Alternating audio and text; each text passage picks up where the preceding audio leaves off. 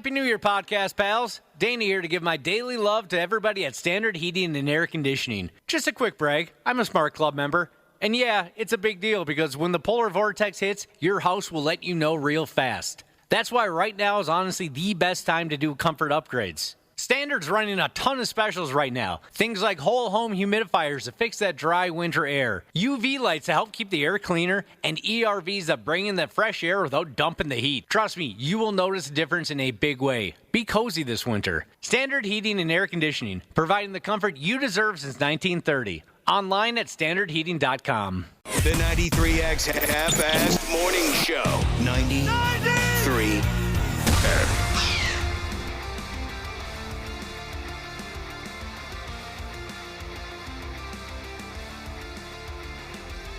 Oh, hang on to your ass, Josh. Here it is. Live radio. Anything could happen. Any damn thing. With everything we can muster, we welcome you to the 93X Half-Assed Morning Show. We hope, everybody had a terrific 3-day weekend. At least those of you who were given the opportunity. Hope you had a great weekend. I know I did. Hell, I got drunk. Wow, it doesn't happen too often anymore. No, not really. Was it a special, was that the show you went to over the weekend? Yeah, I went to a show. Well, you can't help but get drunk at some of those. Saturday night into Sunday, I got myself drunk, and I slept until 10 o'clock in the morning. Nice. Sounds awesome.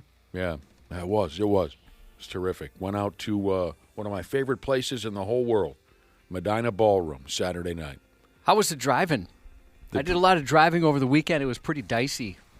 I was seeing the State Patrol mention hundreds of accidents over the weekend with just kind of some of the icy roads, yeah. I guess I don't recall. I suppose that's 5 minutes from your house? It's pretty close. Yeah. But Was there bad weather over the weekend? it was just, there was a little bit of snow, and it kind of froze, and Yeah, that was awful. yeah, it was a little dicey. I missed all of it. No idea. But headed out to the ballroom and went and saw a live rock band called Jump.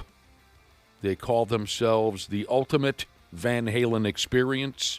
And F Me Runnin', did they knock it out of the park? F Me Runnin' with the Devil, did they knock D's into the dirt? Yeah, I heard they're highly great. Highly recommend that one to you, Josh. Oh, yeah, I appreciate you saying that. I've heard that before, that there's something to see. I wish we could have went. It was, like I said, it was a pretty busy weekend for us.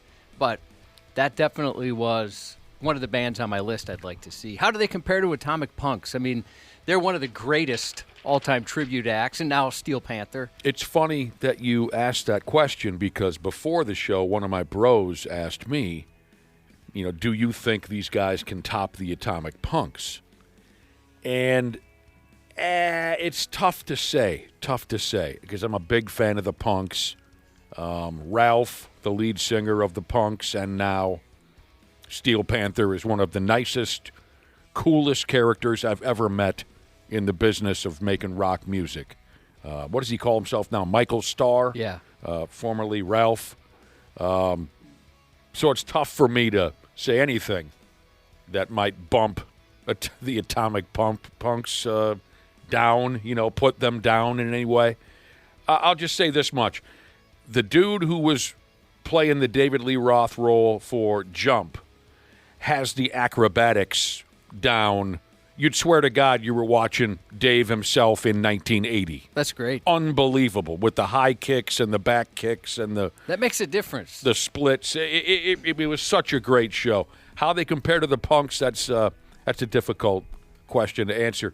But, if you're a Van Halen fan, you're not just going there and you're going to hear Jump and, Hot for Teacher and Running with the Devil, Ain't Talking About Love. They played some deep stuff. They played The Full Bug, Somebody Get Me a Doctor, Bottoms Up, Drop Dead Legs, Romeo Delight, Beautiful Girls. It was just a great night. So I'm ashamed that this was like the fourth time Jump had come to town, but it was my first time seeing them. I'm ashamed of myself I didn't get out there and see it before. But the place was packed. I just wanted to push that in your face real quick. what a great friggin' live band they were. Well, that's good to hear. I mean, that matches everything I've heard about them. I'd love to see that band. I mean, the Atomic Punks were so good. I mean, these guys, they set the standard. So it's good to hear they're on par with them. They did. No Sammy, no Gary, all Dave. Just the way it should be. Just the way it should be.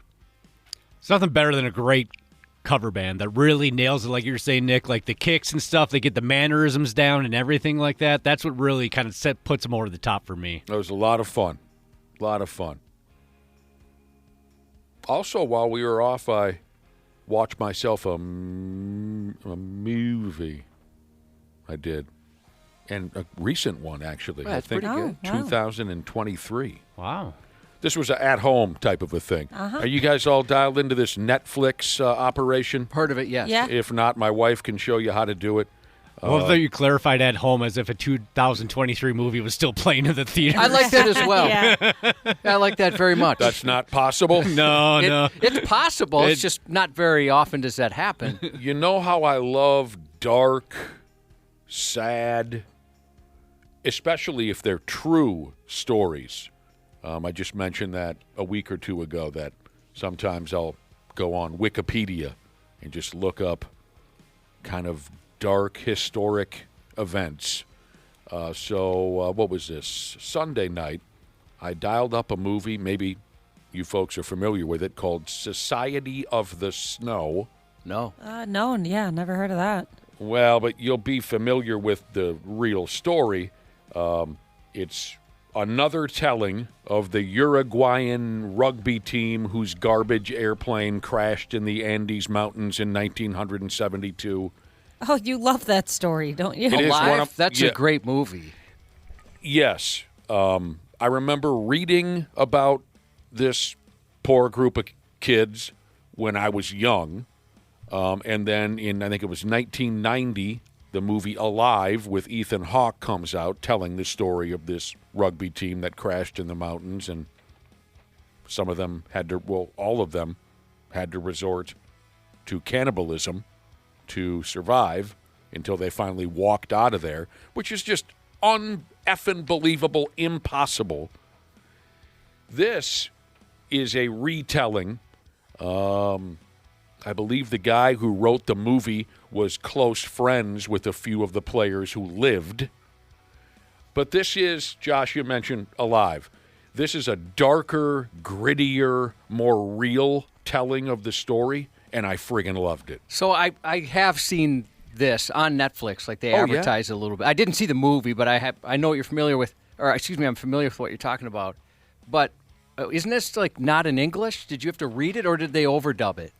It's overdubbed with English dialogue. Okay. I did get nervous at the beginning of the movie because it didn't appear that they would be speaking English at first, but they do. I've made that mistake once or twice where I got all excited about a movie and Yeah, I know. Anyway, terrific. Just much more of a real telling of the story, I think, than the one from 35, 6, 7, 8 years ago with Ethan Hawke. So I dug the hell out of that. A lot of our listeners have already been texting in about our guy Marcus Foligno. Yeah, it's funny. Last night my phone blew. I wasn't watching the game, and my phone blew up. Everyone saying, "Did you see he got a hat trick?" And a couple in particular were wondering your thoughts, Nick, because at least one of them, the one I saw, was an empty netter. It was the sissy's hat trick, is what he picked up. So an asterisk next to it. Oh, of course, yeah, because his third goal was an empty net goal. But a lot of folks have been texting in already about last night. Marcus Foligno with the Man Bear Pigs gets his first NHL hat trick. Well, how did one listener put it? Gorgeous Marcus gets his first hattie with a half-ass morning show sponsored empty netter at the end. This is the life of the rich and MILF thirsty. Oh, you ain't kidding about that. I was analyzing the look on his face, and he had a smile, and I couldn't tell if it was because, oh no, I'm going to get crap for my third goal here, or if it was he was just excited that he got a hat trick, first of his career. Maybe a combination of the two. I only wish we were going to get a chance to talk to him this week, but Yeah, I me don't. too. We're not scheduled to talk to Marcus until next week. But we're not going to forget this. And there's no doubt in my mind when he put in that friggin' empty net goal at the ass end. He was considering his next conversation with us because we do love to bust his balls about scoring nothing but empty netters and meaningless goals. He said that last week about that goal he scored. It was like 6-2 against Jersey or something. He scored with 10 seconds left, and he didn't celebrate. And he even said, he goes, "You guys crossed my mind. Like, I know I'm going to get crap for this." Maybe we can get him on this week. Yeah, I was going to say, I'm going to send an email and see if just because of the occasion, if he's willing to come on tomorrow. The occasion. Oh, yeah. I mean, try him out. See if he's willing. What are they doing tonight? They play in Montreal. So he probably won't be crazy about the idea, but give it a shot. Yeah, why not? What a jag-off. That was pretty funny. Yeah. That smile on his face, I didn't see the replay. He had kind of a smirk on his face. Yeah, and it was because at first I was looking for that look, the I'm going to get crap for this on the radio look, but I couldn't tell if it was that or he was just excited that he got the hat trick.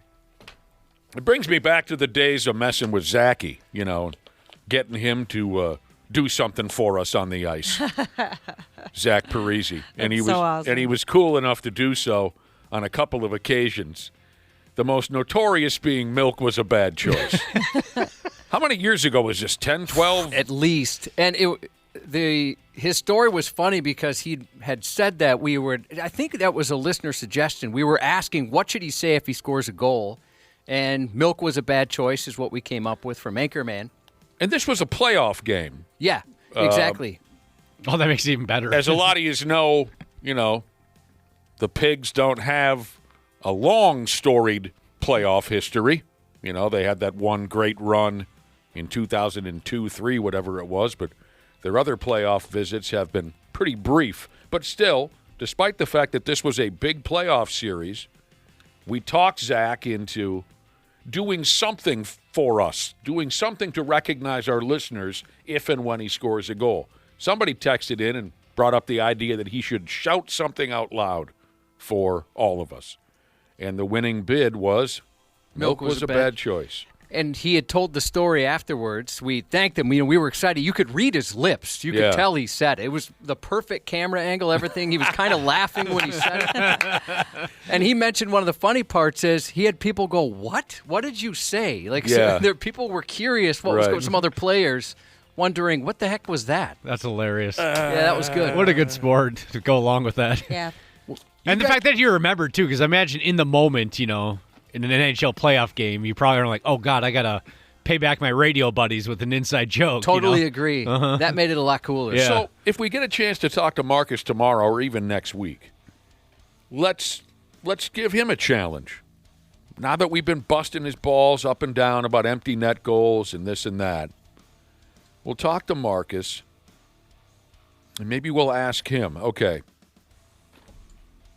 next time, if all you can do is pump in these empty net goals, maybe we'll challenge him next time he puts the puck into an empty net, he has to do or say something for us. I bet he would be game. Or what if he does like a spinorama to score the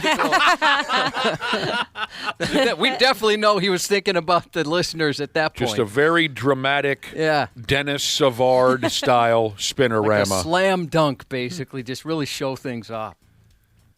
We'll talk to the guy. But, that's a pretty cool story from last night. Marcus getting his first hat trick. Or as they say in the business, hattie. And they play again tonight. We'll talk to Randy Shaver, and I think Brad Ryder's going to join us again today at 7:30 because we got the college football and the pro football, getting hammered with that stuff these days.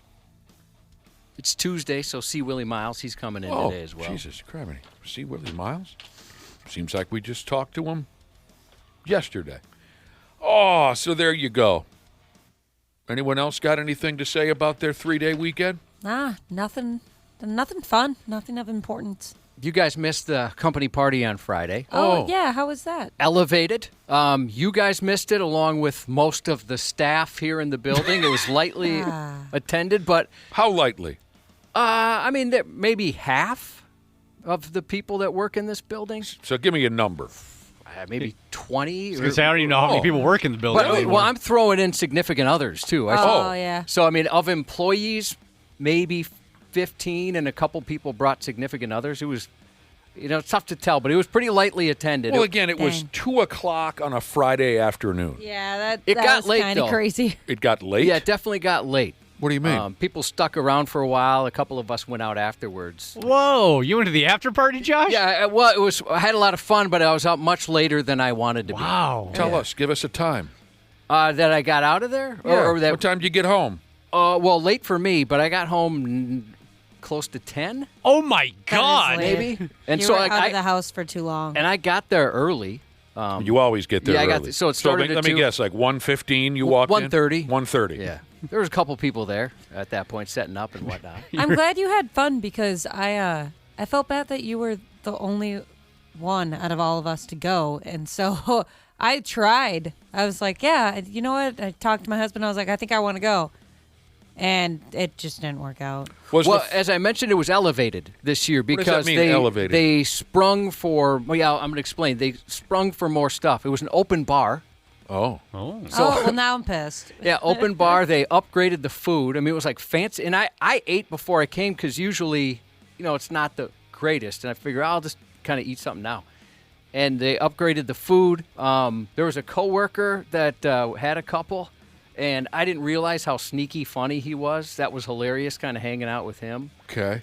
There was a moment, that we got a young guy that started in promotions. He's kind of he's a funny dude. He's fun to hang out with. And I can't remember we were talking about how long I'd been here. And I said, well, this is my 30th year.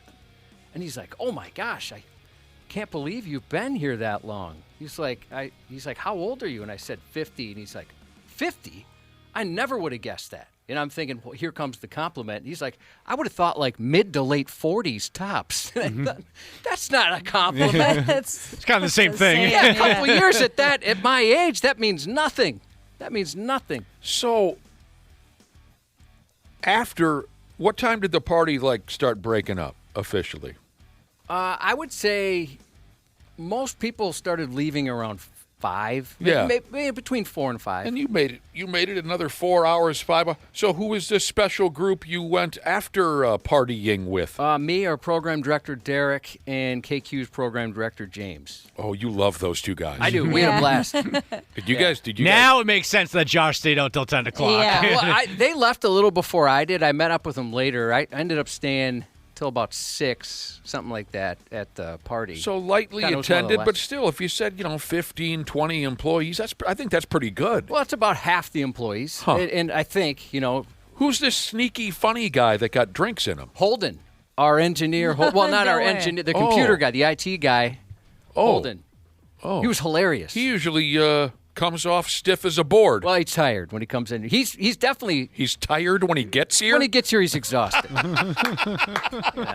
That happens to the energy drains sometimes at the front door for some folks in this Yeah. building. He's tired, Josh says. You got to give him a He's just tired. couple seconds to wake up. Oh, so you had some fun. Yeah, it was a blast. I wish you guys would have been there. It was a- Especially when they had the open bar, I thought, oh, they're going to be disappointed about this. Yeah, darn. That's never happened before. no. Oh, man. Never once. Employee of the month. Had a couple, I had I 3. see you maybe landing employee of the month because of this. Oh, I think it would be the people that set it up. First one there, last one to leave. Close to the last one.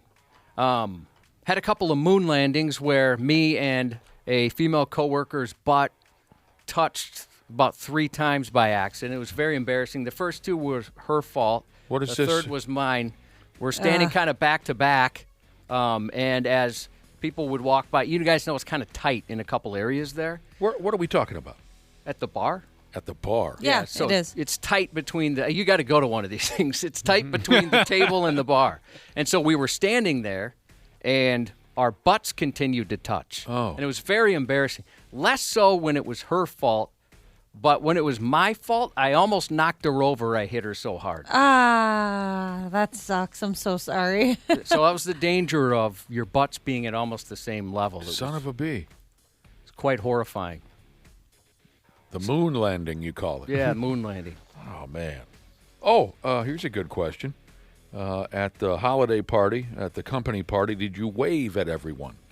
Oh, when I walked in and when I left, sure. 'Cause you're a waver. Did a couple. I left at the perfect time because they have a band that's too loud. That wasn't. We were kind of excited because we could talk. Yeah, I thought of that when when they said it was at 2 p.m. I was like, oh, at least the band won't be there. I've gotten to the point now where I hate live music. Well, these guys are talented. I mean, and there's nothing I can say bad about them other than it's a tiny space and it's very loud. And I don't think they need to be amplified in that area. Where we're trying to talk, they're like 5 feet away. Oh, yeah. Are you saying the live act didn't kick it in until you guys were leaving anyway? Oh, yeah. It was like right as we were maybe half hour before I left, they started playing. I've gotten to the point where I hate live music unless it's in its most natural setting. You're there to see them. Which is a large room, arena, starting with a large ballroom. Next level would be an arena or a stadium, right? Anything smaller than that, I hate live music because you have to shout, and it's just. So I'm thankful that you didn't have to experience that. I know that's been a battle for you guys the last few company parties, is because they get a live band in a small room. But total nightmare in my opinion. The ultimate evil is a live band in a small room. And then the band takes like a 5-minute set break, and everybody feels like they need to get everything out at once because they know the band is going to start, coming back in a few minutes. So everybody's like speed talking real quick to try to, chat real fast, and all of a sudden, we're back. And it's still hard to hear because your ears are ringing. Yes. It takes a while for them to repair themselves. Again, I got nothing bad to say about the band because they are good. I mean, they're solid, but it's just so friggin' loud, and it's weird. It's the same every year. Well, I'm glad you had a good time. You dig that type of a vibe. You love you like people in general, and you like to get to know who's who and this and that. That's perfect setting for you. Oh, yeah, it was cool. I do, you're right. Especially you get to talk to people you don't really see, very infrequent. We've mentioned this before. People come in on Tuesdays, and that's about it. I felt there was one guy there. He's a new guy within the last year, and he didn't get invited. He found out that he's not on the mass email list for Cumulus Minneapolis. Uh-oh. And so lucky guy, he hadn't been getting the emails, and I don't know, how long do you think Joel, he's probably been here close to a year. I was thinking it was Joel. Mm-hmm. Yeah. And somebody said something, James said something to him on Friday, like, hey, you going to the company party? He's like, what company party? So can you imagine, like, if I would have felt terrible. I'm kind of jealous. I wish I had that excuse. Where you just didn't get the email? Yeah. Oh, I never got the email. Yeah. So he was like the one guy that had no idea until Friday that funny. The company policy was coming up. F me. There you go. Open bar, though, Ashley, and you missed it. Yeah, darn it. Well, wait. So you had overall a good time. There was the quiet guy who got a few drinks in him, and he sneaky funny. There you go. You defined him as sneaky funny.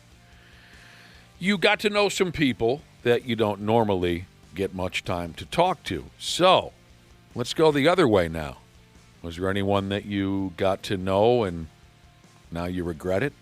No, not at all. What? Yeah, I mean, I'd tell you if there was somebody I felt like, oh, boy. Yeah, there's a couple people who, I mean, I'm not going to forget how cool they were. And it doesn't happen too often, in big groups. But, well, not that necessarily. A big group of people that you don't know very well.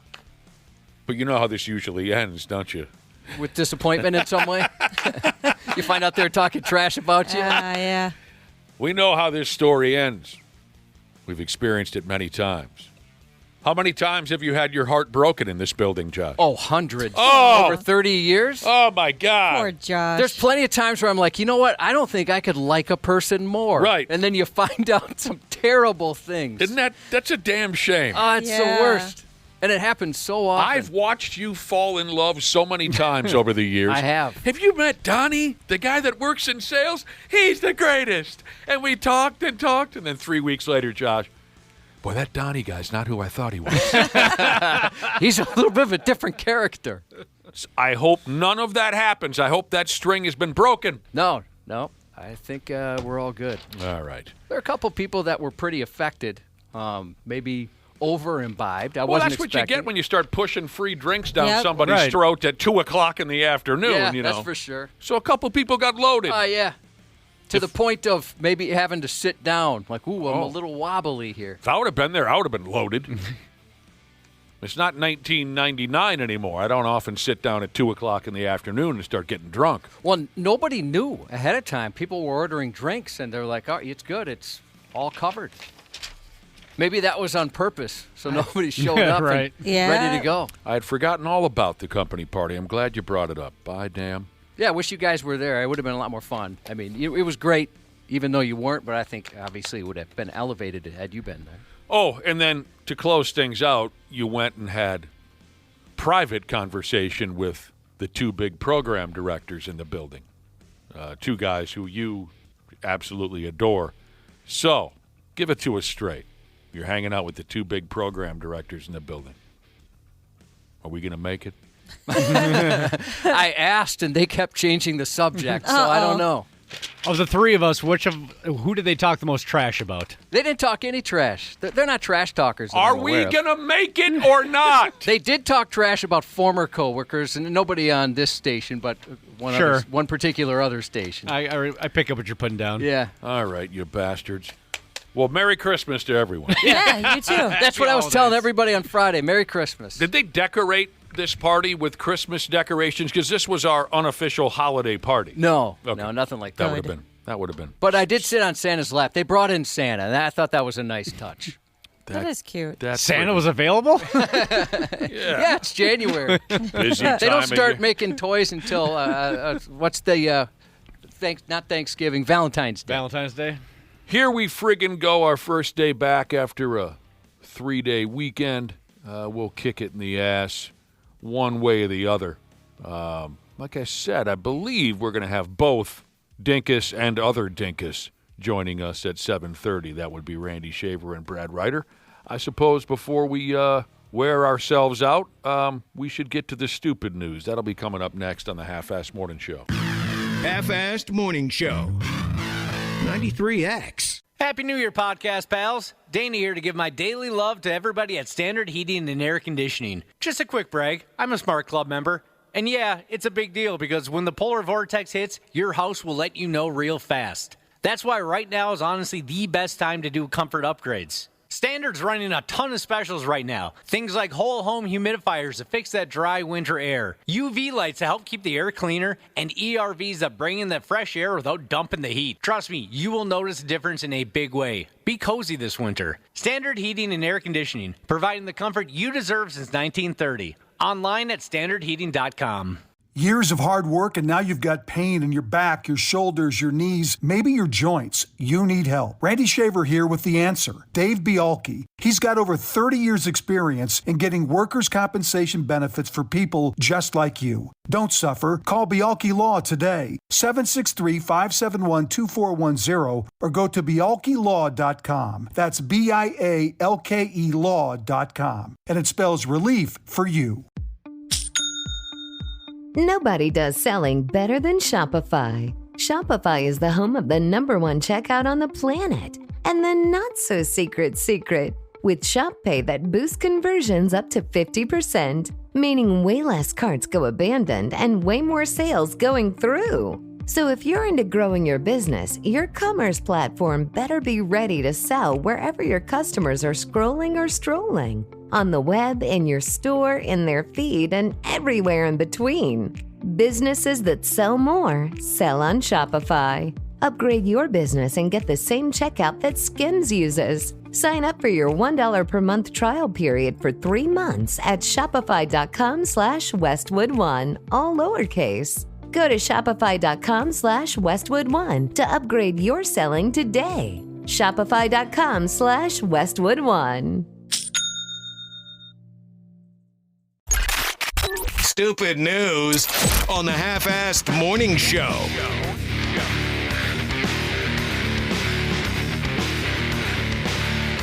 All right. I got something for you. You bet I do, you bet. Let's go ahead and start with something for you barrel-ass tough guys who go out on the ice this time of year for a little fishing. I'm listening. You been out on the lake lately? No, never in my life. Oh, really? You've never ice fished? Never. Oh, it's so much fun. SAWFT, soft. Absolutely. Never. Have you had the opportunity that maybe you passed on, or? We've been meaning to go with my father-in-law. Doesn't he have an ice castle? He too? does, yeah. Yeah, Oh, you gotta go, fancy. dude. That's so nice. You can have pizza rolls and watch a movie while you're fishing. That does sound so awesome, great, actually. dude. You sold me, Ashley. That is one way to do it. That's hilarious. Yeah, you ought to get out there sometime, Dana. I will, for sure. I think you'd like it. I think I would, too. See what the hell happens. Keep an eye on your neighbor out there. Any of yous who are enthusiastic about ice fishing. You never know. They might be a violent lunatic. Up there in Canada, a 72-year-old guy, although he'd likely argue whether or not he's your guy or your pal or your friend. 72-year-old Canadian. His name is Mike. And he's a total plug. He's up against some charges because he allegedly attacked another fisherman last week. It says here the two boys were ice fishing on a lake, Summers, up there in the Great White North. Mike apparently didn't like how close the other guy was a fishing next to him. So he physically attacked the other poor bastard like he was an angry, territorial Canadian beaver.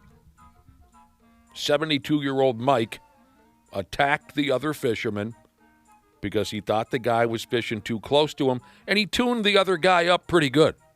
Well, how close was he?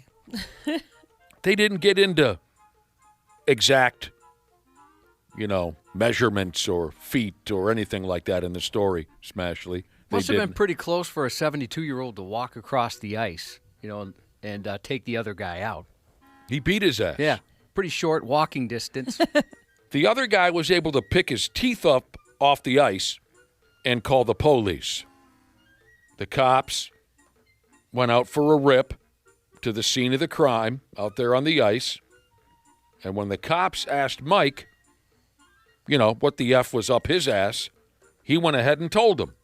He said, I went after the other guy because he was augging out holes and fishing a little too close to me, he said.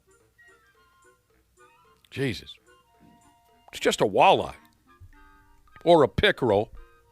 I think the dopey Canadians, they call them pickerels.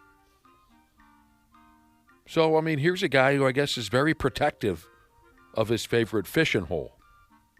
Yeah, I was taught that actually I didn't grow up on boats or anything. I'm a city kid. And so I was, late teens, early 20s, the first time I was ever on a boat and outside of a canoe. And I learned all the fishing, guidelines as far as don't go too close with the boat, stuff like that. I had no idea. I never would have known. I could have been this person getting beat up had I not been given that lesson before. Maybe he was filming a internet fishing show or something. I don't know. It doesn't mention that in the story. Maybe Mike has his own YouTube. Or he just has a thing about personal space. But now Mike has to go into town next month to the Canadian courthouse and face his punishment. Feel free to text us your greatest ice fishing story if you like. And I'm not talking about, hey, I once caught a 7-pound. I'm talking about, you ever get any fights out there? You ever go through the ice? I've seen a couple guys get in yelling matches where one guy thought his boat was too close to the other one when they found their favorite fishing spot. Dude. You've seen it as well? Well, I'll just tell you, just in a minute I'll comment on that. 651-989-9393. That's our Luther Kia Bloomington. How do I say that again? Luther Kia of Bloomington? That's our text line. You ever get in any fights? You ever go through the ice? Any derelicts ever break into your house when nobody was looking? Did anybody ever burn your fishing shack to the ground? In high school, some dudes that didn't like us very much burned our fish house down for us. What? That's so messed up. Taking a little far. It He's was so messed pissed. up. It had nothing to do with fishing. We're all in the same high school together. These dudes that didn't like us very much found out where our fish house was. We had a permanent house out on Parker's Lake, I think, out there in Plymouth. Anyway, they went and lit it on fire for us. Some nice casual arson. We're going out to go fishing, and we see smoke and fire in the distance. We're all going, well, what the hell might that be? We get a little closer, our fish house is on fire. Who hooked up with one of their girlfriends? Nah, it wasn't it. Wasn't it? I ended up punching a kid in the mouth for that. I get You it. should. Yeah. Would love to hear your ice fishing adventures. Yes, Cubby. Barsaw Jesus said he was in a boat with a douche who started cussing out a family with little kids. They were anchored. We were drifting, and he screamed, "We're under God's power." God's Someone That would be confusing. That's scary. Someone screamed something about God? God's power. This person wants to implement a law called the beer law. If you're close enough to their boat where he can chuck a full beer can and hit him, you're too close, and I should be able to chuck a beer can and hit you. Yeah, I mean, emotions can run high. I was thinking specifically ice fishing, but feel free to tell us any fishing adventures. I'm not talking about what you caught. I'm talking about conflict, drama. I love it. I Love America Jesus had an instance where he set an ice house on fire. He said, I'll start by saying I'm not proud of this at my age, but back in the day, we were fishing at night, caught a nice walleye. A guy came over and stole that walleye, so later that night we burned his house down. And I will have to say, when you light a house on fire in the lake, it lights up the whole lake at night. I'd Dude. imagine. I bet that looks pretty cool. You Yeah, ain't- I'm with you on that. You ain't kidding. I saw it firsthand. Well, when you were saying something about, I forgot what you said earlier, Josh, about boats being in close proximity Yeah. to the others. One of my pals, no shame at all. He will weave in and out in between boats, doesn't care at all, to the point where, the other guy's got to reel his line up because we're trolling. Oh, yeah, it's embarrassing. But I've been in the boat with him a few times, and at the same time, it's kind of funny. He's got no fear. Up north where I used to fish when I was a kid, Namakan and Cabotogama off the Ash River. Some of you, I'm sure, are familiar. I forget which of those bodies of water had an island called Wolf Island, but that was always the busiest island, always the busiest little spot for walleye fishing. There'd be 20, 25 boats at Wolf Island. My dad would never go in there, ever, even at a polite distance, because he thought, let them have it. We used to bitch. We used to say there's a reason why everyone fishes Wolf Island, because that's where they're catching the walleyes. Just go in there. He would never go in there. He thought it was rude. There were too many boats in there. But one of my buddies, when we'd fish with him up there, he'd weave right in and out like a damn obstacle course, trolling right up on guys. Some dudes just have those kind of balls. Iron Range Jesus said he almost fought a homeowner in Burnsville while kayak fishing. Oh, my God. A homeowner? Cool. A homeowner? Yeah. Why did he include that? Well, because it was somebody that must live on the lake there. Oh, I thought that was, he's kayak fishing, almost had to fight somebody. I see Kayak a lot of texts coming in. I mean, we'll do our best to get to these, but I dig this kind of stuff. Yeah, the bastards burned our fish house right down to the ground. Well, to the ice, I guess. All right. Here's a real cutie pie. Hopefully you get to see this effing guy's mugshot. This guy's got summer teeth. Summer teeth and summer not. He's got a big fat-ass grin on his face in his mugshot, but the chiclets look few and far between. Here's his major malfunction. And Ashley, you can let me know once we get cooking here if we have his picture up on our website.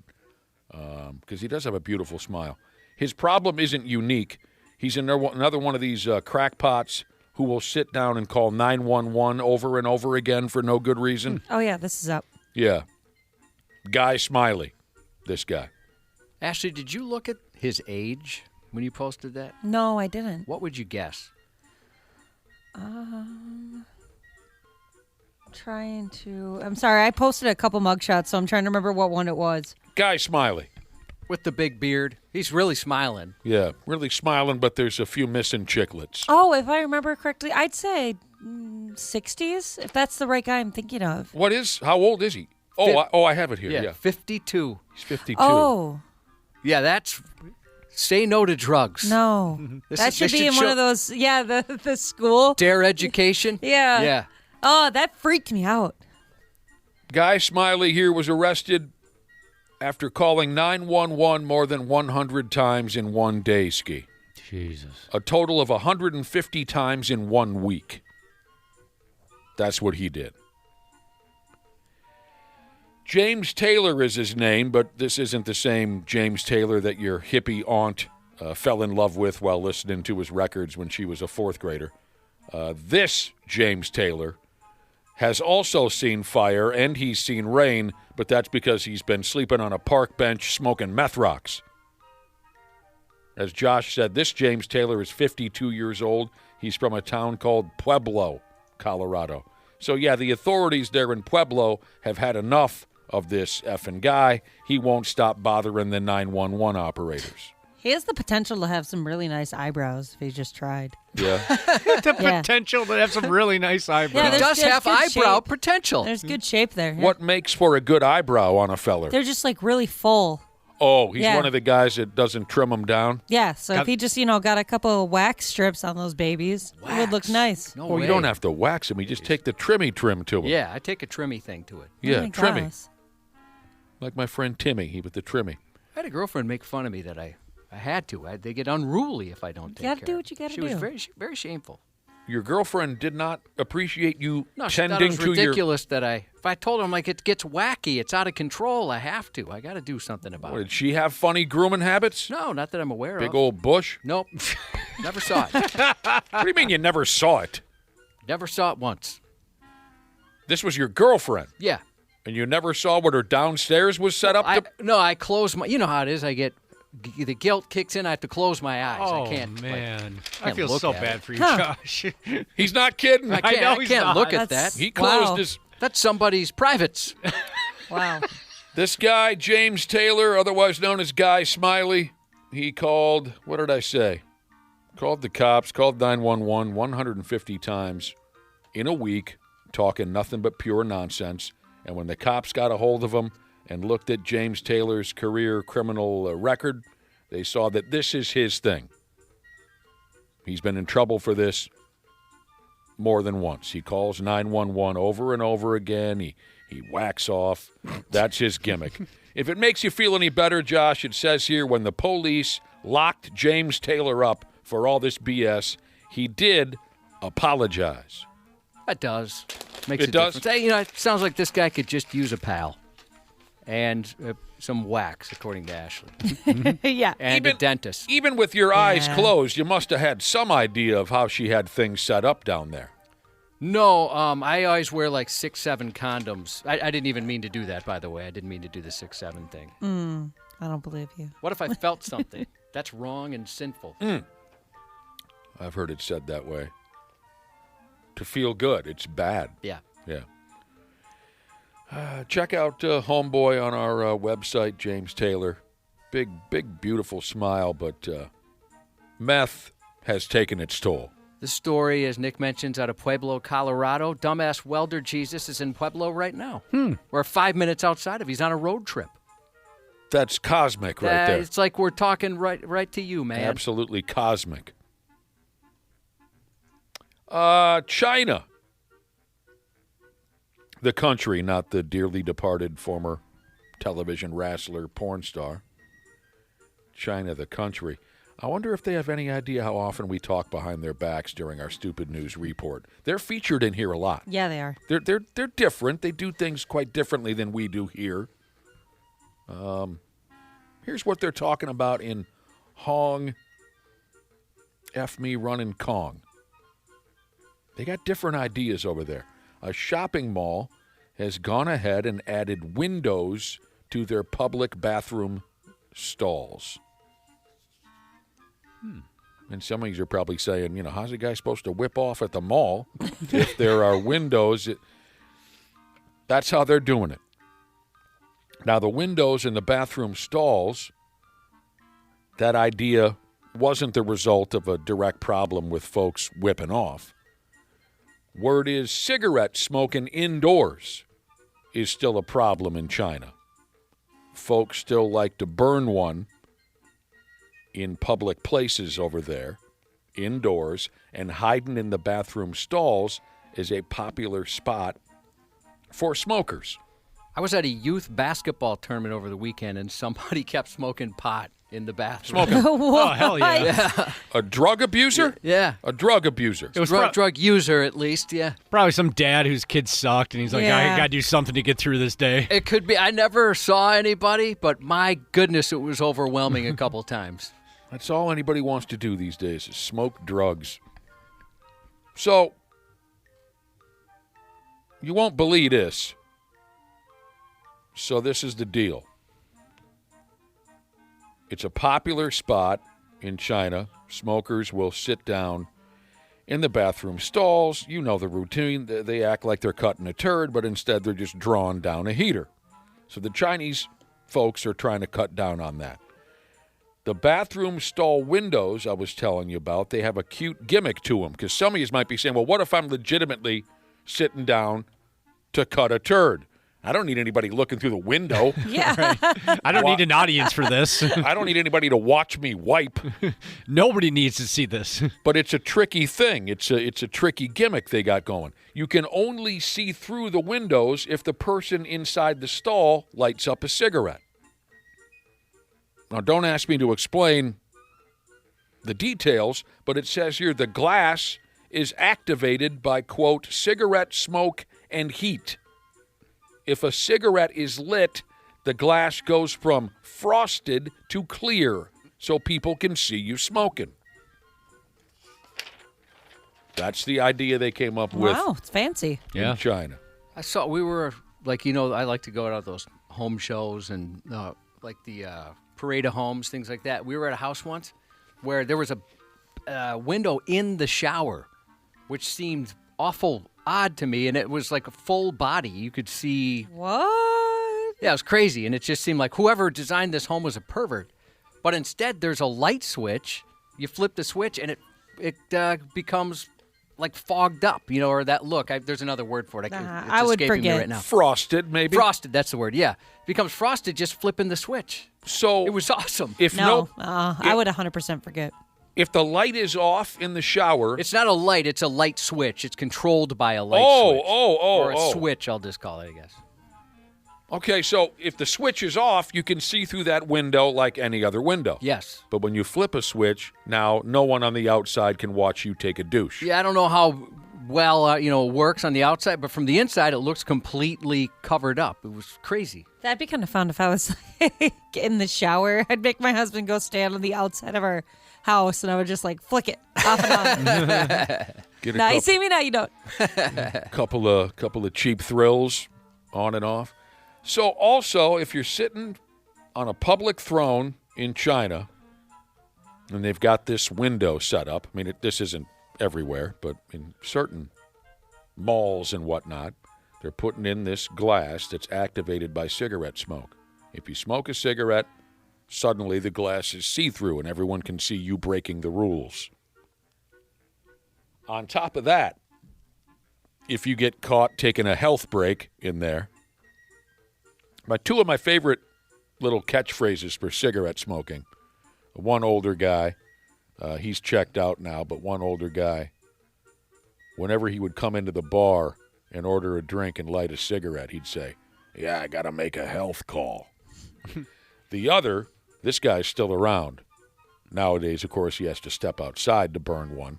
But before he goes outside, he always says, "I got to go get a breath of fresh air."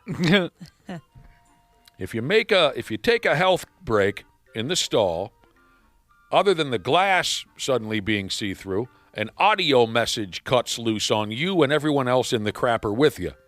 A voice says, "This is a public place where smoking is prohibited. For your own health and the health of others, please do not smoke here." Ah, that would get me more than the window. I don't want to be shamed. Laser Jesus said the glass I was describing is called privacy glass, and the parent company he works for is responsible for making it. I do remember the person showing the home had said the guy who owns it, he works for that company, a company that makes that glass. So that's why he had it. Shoot the privacy glass. Yeah, it was very One of cool. my favorite movie lines. Now, a spokesperson for this Chinese mall said that their new system, where the window becomes see-through if you're smoking a cigarette in the stall, it seems to be working. They used to get several complaints a day about people smoking in the bathroom. Now that's dropped off dramatically. And by God, Josh, this has been a hot topic on Chinese social media. Oh, I'll bet. Some folks say this is too invasive. Probably a little bit. Invasive is the word.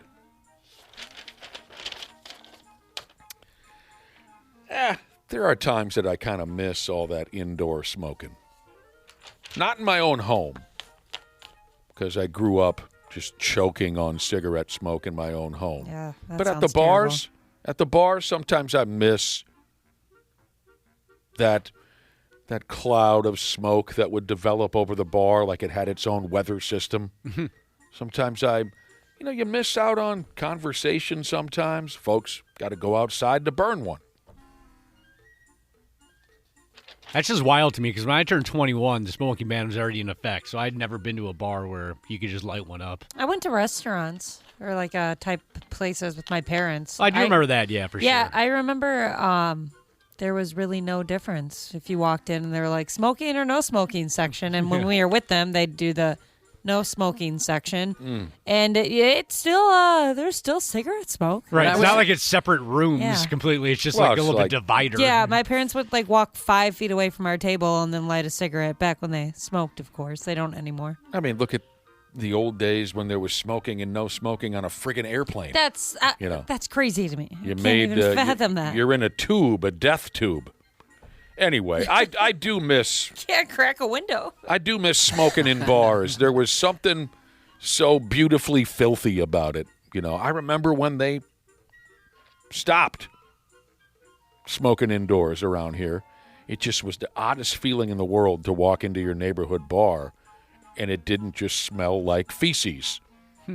Didn't feel right to me. I've grown accustomed to it, but I do miss it now and again. Talk about a clown show here. Oh, yeah, this is something silly that took place 2 years ago or so. But it's just now made its way to a courthouse, okay? In Los Angeles, a dude is in trouble with the law for blocking a damn busy freeway so he could shoot his latest stupid music video. Pretty frustrating. Music video, huh? A music video. I bet it rules. must watch. I'd like to see it. Yeah, I want to see it now, too. They call it the 110 freeway in downtown Los Angeles. Now, I've never been out that way, but I hear that most days their freeways are a full-on blow bang. Yep. This dude blocked folks from getting where they needed to be one day, a couple years ago, because he was looking to go viral with his terrible new music video. I'm surprised he didn't get shot dead. Right? Yeah. Yeah. I would think that'd be very possible. I can't tell you what kind of music dude is into. He goes by the name of Eduardo, which I admit is an excellent name. It says here, during afternoon rush hour traffic a couple of years ago, Eduardo and his pals, Eduardo and the Funky Bunch, I think is what they go by, they drove onto the freeway and then just straight up parked their cars in lanes of traffic, blocking everybody from moving. And then Eduardo hopped out of one of the cars and started recording the video for his latest single.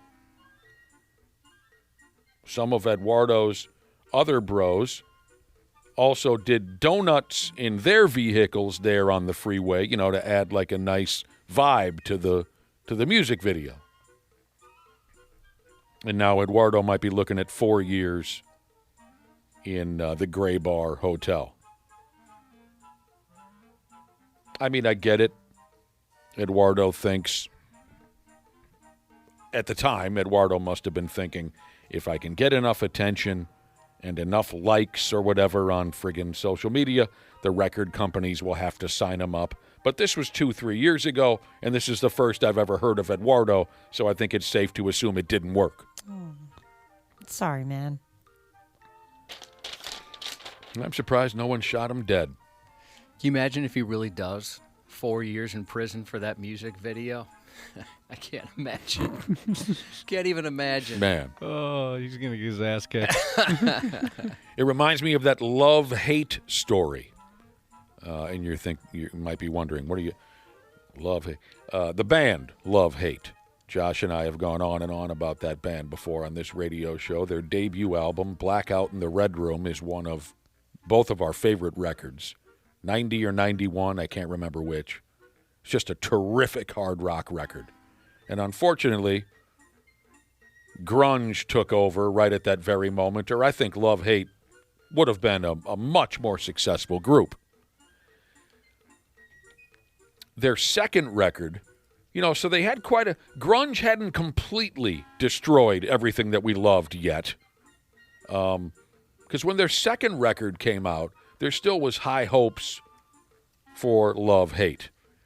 And they tried a gimmick that they thought would put them completely over the top. I can't remember the name of the second record. Was it something like America, this or that? Maybe someone can look it up. Yes. Anyway. Something close to that. On the day they released their second record, the lead singer, the infamous Jizzy Pearl. Shouldn't have done that. Wasted in America. Wasted in America. Thank you, Cubby. Jizzy Pearl and the record company and everyone had this idea. What we're going to do on the day our record is released, and they went through with this.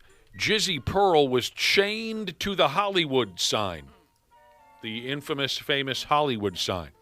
And they thought, my God, as soon as everyone wakes up in the morning in Los Angeles and sees someone chained to the Hollywood sign, everyone will come running. The media, the cops, fire department, ambulances. And, it's Jizzy Pearl from Love-Hate. And that will be the momentum they need to push their second record to number one. This is such a great idea. The problem was they went ahead with it. They chained Jizzy Pearl to the friggin' stupid Hollywood sign. Nobody cared. Nobody showed up. Wasn't it supposed to be as if he were being crucified? I thought they brought a cross up there or something by the Y. That I don't remember, but you could be correct. I thought, there was, because I remember some people were upset by that too. Oh, I don't remember the religious vibe to it. But anyway, nobody cared. Nobody showed up. Jizzy's hanging out there in the sun, vultures pecking away at pecked his skin off of his body. Any second now. Total nightmare. That is great when somebody does something and for the attention and they get none of it whatsoever. Oh, we've gotten great joy out of that over the years. I remember you guys telling the story about the guy in the boat cruise that jumped off the boat thinking he was going to be a legend, and everyone's like, oh. Yeah. It was more like, what a dumbass. Yeah. And then everybody went back to what they were doing. Yeah. Anyway. The two DJs from Milwaukee who jumped into the pool naked, broad daylight, thinking everyone would go, oh, you win the Radio Crazy competition. This was one of our stupid tropical trips to the Bahamas or whatever nightmarish places we went over the years. All radio douchebags. For the whole 3-4 days, they're all trying to out-cool and out-crazy each other because this is the 90s and we're in radio. Look what I am. Look who I am. And we're all standing around a pool, broad daylight, and here come the two dorks from Milwaukee, and they're totally naked, broad daylight. They jump into the pool. And when they came out of the water, they expected us all to go, oh, no way, dude, and all that crap. Nobody made a sound. Those guys were tough to be around. It's awesome. One guy in particular. Neither one of us, that doesn't make any sense because there was far more than two of us. None of us made a sound. None of us looked in their direction. And now there's just two naked 35-year-old chubby dudes in the pool together, and they just had to peel themselves out, and they didn't know what to do. They were stunned that they got no reaction out of it. They also didn't get a lot of people, well, the one guy didn't get a lot of people believing that he was dating actress Natasha Henstridge. He was running around saying that, and that's when she was hot, back then. By hot, I mean, people knew who she was. Yeah. And he got nothing out of nobody believed the guy. I mean, if you saw him, you'd understand why. Yeah. Good Lord. Sports on the 93X Half-Assed Morning Show. 4th and 4. The man in motion. Williams sprinting for space. In all kinds of trouble. Put it up for grabs. The end zone. He got it! For the touchdown! They've done it again! Unbelievable! I have one simple question. What the hell were those two Rams defensive backs doing on that play? They must have just thought, well, that's over. Nobody can get out of that one. I totally agree. Just go stand next to the guy that's in the corner. Why not stand next to the guy that's in the corner of the end zone? That made no sense. Crazy things happen over the weekend with those National Football League playoffs. That was audio of the Chicago Bears tying it up in the closing seconds. Playing at home against the Los Angeles Rams, the Rams ended up winning the friggin' game. But that was confusing. Watching that effing guy catch the ball in the corner of the end zone, there's two Rams defensive backs standing 6-10 feet away from him. What are you guys doing? It was a lot of fun. Lots to see over the weekend with the NFL playoffs. Dramatic stuff. And, coaches getting fired after losing. What's the name of that cat? McDermott? Yep. With the Bills. He got gassed because they can't win big games in the playoffs ever. Was there a rumor that was even going to happen? I was pretty surprised. I was surprised, too. I mean, there was obviously fans were always bitching about the coach, but I didn't think that the front office would actually take it seriously and fire the guy. Yeah, I was shocked. They fired the guy because he can't win big games. Oh, man. So we're all set for those conference title games, and we'll talk about it at 7:30 with Randy Shaver and Brad Ryder. Pigs won last night, and hat trick with an empty net goal for our guy Marcus Foligno. We're going to try to get him on the telephone tomorrow. Usually we'd have to wait a week to talk to Marcus. We're going to try to get him on the telephone tomorrow because that's so wonderful and great conversation material where Marcus goes out and gets the sissy's hat trick. Here's a guy texted in, Josh. He said, a hat trick with an empty net goal at the end? That's like saying you had sex with Pamela Anderson because you masturbated while staring at her poster. Well, then I have had sex with Pamela Anderson. Many, many times you have. Yes. Timberwolves play tonight in Salt Lake City, Utah. Again, Shaver and Ryder coming up in a half hour. Don't go anywhere. More news with Josh here coming up. Half-Assed Morning Show. 93X. Happy New Year, podcast pals. Danny here to give my daily love to everybody at Standard Heating and Air Conditioning. Just a quick brag. I'm a Smart Club member. And it's a big deal because when the polar vortex hits, your house will let you know real fast. That's why right now is honestly the best time to do comfort upgrades. Standard's running a ton of specials right now. Things like whole home humidifiers to fix that dry winter air, UV lights to help keep the air cleaner, and ERVs that bring in that fresh air without dumping the heat. Trust me, you will notice a difference in a big way. Be cozy this winter. Standard Heating and Air Conditioning, providing the comfort you deserve since 1930. Online at standardheating.com. Years of hard work, and now you've got pain in your back, your shoulders, your knees, maybe your joints. You need help. Randy Shaver here with the answer. Dave Bialke. He's got over 30 years experience in getting workers' compensation benefits for people just like you. Don't suffer. Call Bialke Law today. 763-571-2410 or go to bialkelaw.com. That's BIALKE law.com. And it spells relief for you. Get ready for The Rush with Max Crosby. If it was going to happen, why not this year? All-Pro defensive end Max Crosby takes you beyond the field with exclusive insights. I love when people sleep uncertain people because you just know they're going to make everyone look stupid. Moments everyone's talking about. Hit 5 in a row, brother. We're going to the Pro Bowl again. Come on, baby! Been through a lot, and we're just getting rolling. The Rush. It's a roller coaster of emotions. Follow and listen on your favorite platform. Half-assed morning show. It's not just the swearing. Did one of you fornicate? Fornicate? Look, I've boned a lot of chicks in my time, sure. But as far as I can recall, I've never fornicated anybody. 93X. He found a very serious ethical violation, did exactly what he was mandated to do, and now he's being punished for it. A former employee of a North Carolina suburb said he was fired in retaliation for reporting surveillance footage which showed the town's mayor inside town hall after hours, without pants.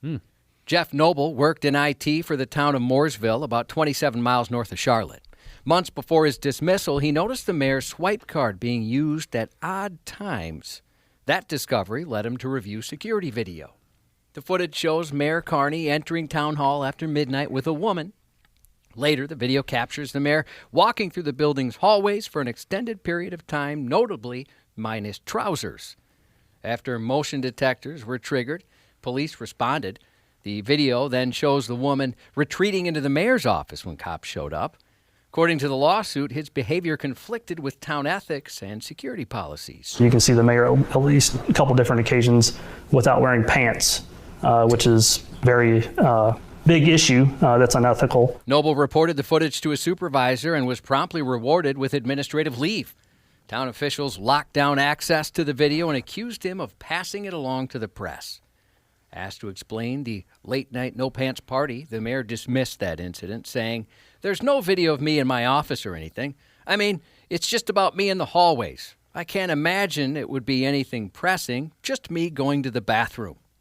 Soon after the incident, Mayor Carney took an extended leave of absence from his office. He takes his pants and his underwear is completely off before he goes and walks into the bathroom? Yeah, beforehand, he'll just... He just knew it was going to be gnarly. Yeah, better get this off just in case. So the allegations are this is where he was bringing chicks. Sure seems that way. To the mayor's office to get laid. Sure appears to be the case.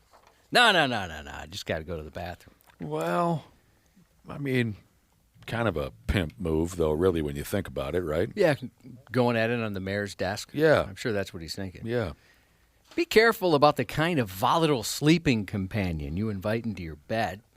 A northern Minnesota man's bad choice of bedfellows rifled him awake with an STD, a stray trigger discharge, after he accidentally shot himself while sleeping with a gun.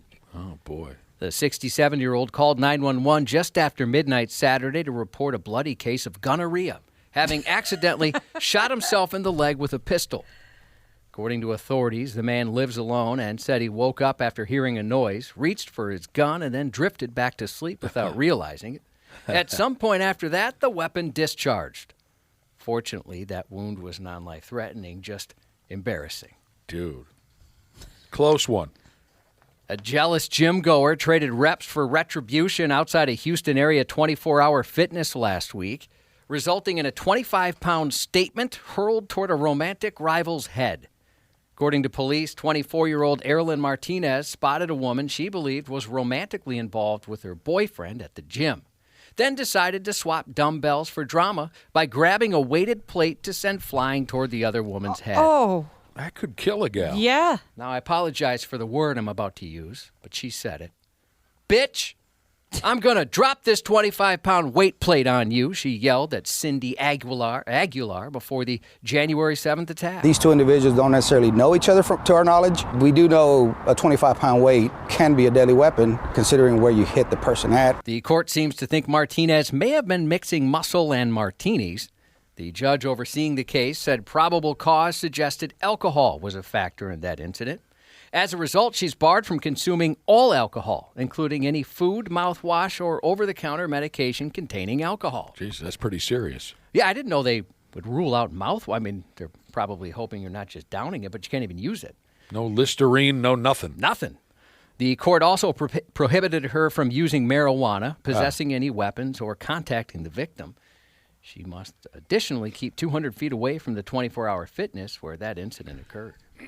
Ashley, didn't you tell us back in the day for a couple weeks you worked at a gym? Yeah, I did overnights. And you worked overnights. Bad. So bad. Overnights at a 24-hour gym. Yeah, that's sketchy. That's a sketchy business. And did you not also say that plenty of people showed up drunk? Yeah, I mean, it was weird. Everybody that came in after like 10 p.m. was on something or had a really weird personality. Yeah, why can't you make it to the gym until 1 o'clock in the morning? That's what I want to know. I did go, I remember, I think when I was like 18, 19, I was working at Olive Garden, and one of the cute servers there invited me to go to the gym after work. And so we went to the gym at probably like 11 p.m., midnight. And I felt bad about myself doing that. It's a strange time to work out, but I can't think of anything more miserable than pressing weights while drunk. Don't knock it until you tried it. Right? We're not talking slow pitch softball here. You know what I mean? Throw up. That's the perfect game for alcohol, as we all know, is slow pitch softball. But trying to bench press while drunk, that's terrible, insane. There are countless ways a parent can mortify a teenager, but few escalate from everyday embarrassment to something resembling a dress rehearsal for the Scarlet Letter. But the following two stories are unique examples of kids left to face the fallout of their parents' shame, including one right here in Minnesota. First, a 42-year-old mother in Michigan will be spending time behind bars for making a false bomb threat against a suburban Detroit high school because her daughter was barred from participating in the school play. Crystal Royster was... Girl sounds like she has enough problems already as it is. Yeah, who gets banned from being a part of a play? They begged people to go out for the play when I was in school. She was sentenced to serve 2 weeks in county jail following by an additional 18 months of probation after causing some theatrics of her own, placing 2 phone calls to Lakeshore High School in St. Clair Shores, Michigan, each time falsely reporting there was a bomb in the building. Royster called the school after being notified her daughter was not allowed to participate in the school play's opening night per school policy due to her being sick and going home earlier that day. Then she went for Act 2 and did it again, hoping to delay opening night so her daughter could perform. Authorities were not amused by the improvisation. Those calls cleared the halls, forcing more than 700 people out of the building when police showed up. They brought in even officers from other jurisdictions. They were so worried about it. They conducted a full sweep of the school. Luckily, nothing was found. Hell, that kid maybe faked being sick because she didn't want to be in the stupid school play. Could very well be. Could very well be. She's in some serious trouble. Yep. Yeah, I bet. Mom is troubled. Liz really likes to watch her daughter perform, that's for sure.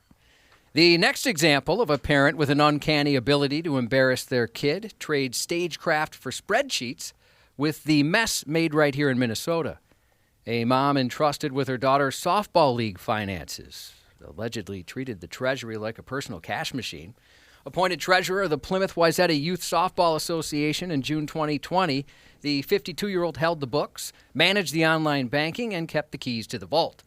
A Facebook post welcomed her with praise for her lengthy financial career, her former apparel business, and her devotion to girls' sports.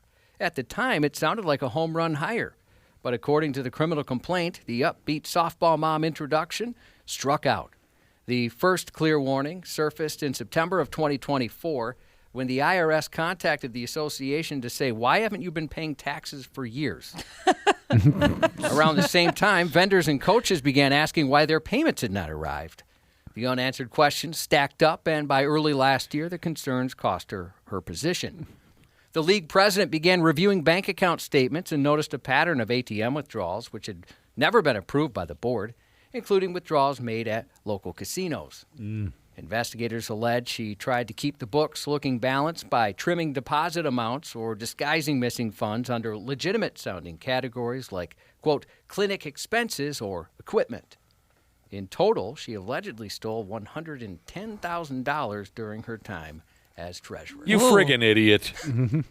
That's just... She's got daughters on the team. How the hell did you think you were going to get away with that, you friggin' moron? Yeah, 110 goes missing from a youth sport league. They're going to figure that. 110 grand.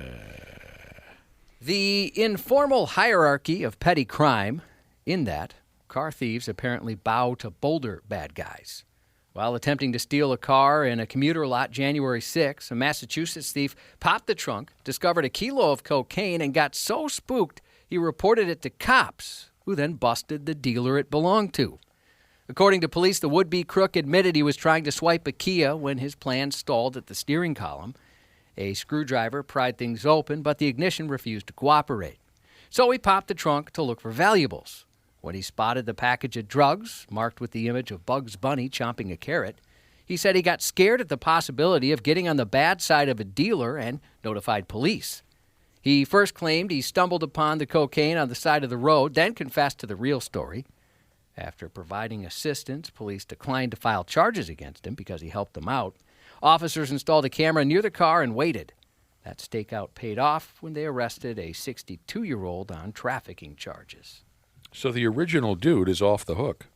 Yeah, because he helped out the cops. But wouldn't it be, he's afraid of, he was terrified, like, oh no, I'm going to get killed by a drug dealer. Wouldn't you just walk away versus calling the cops? Yeah.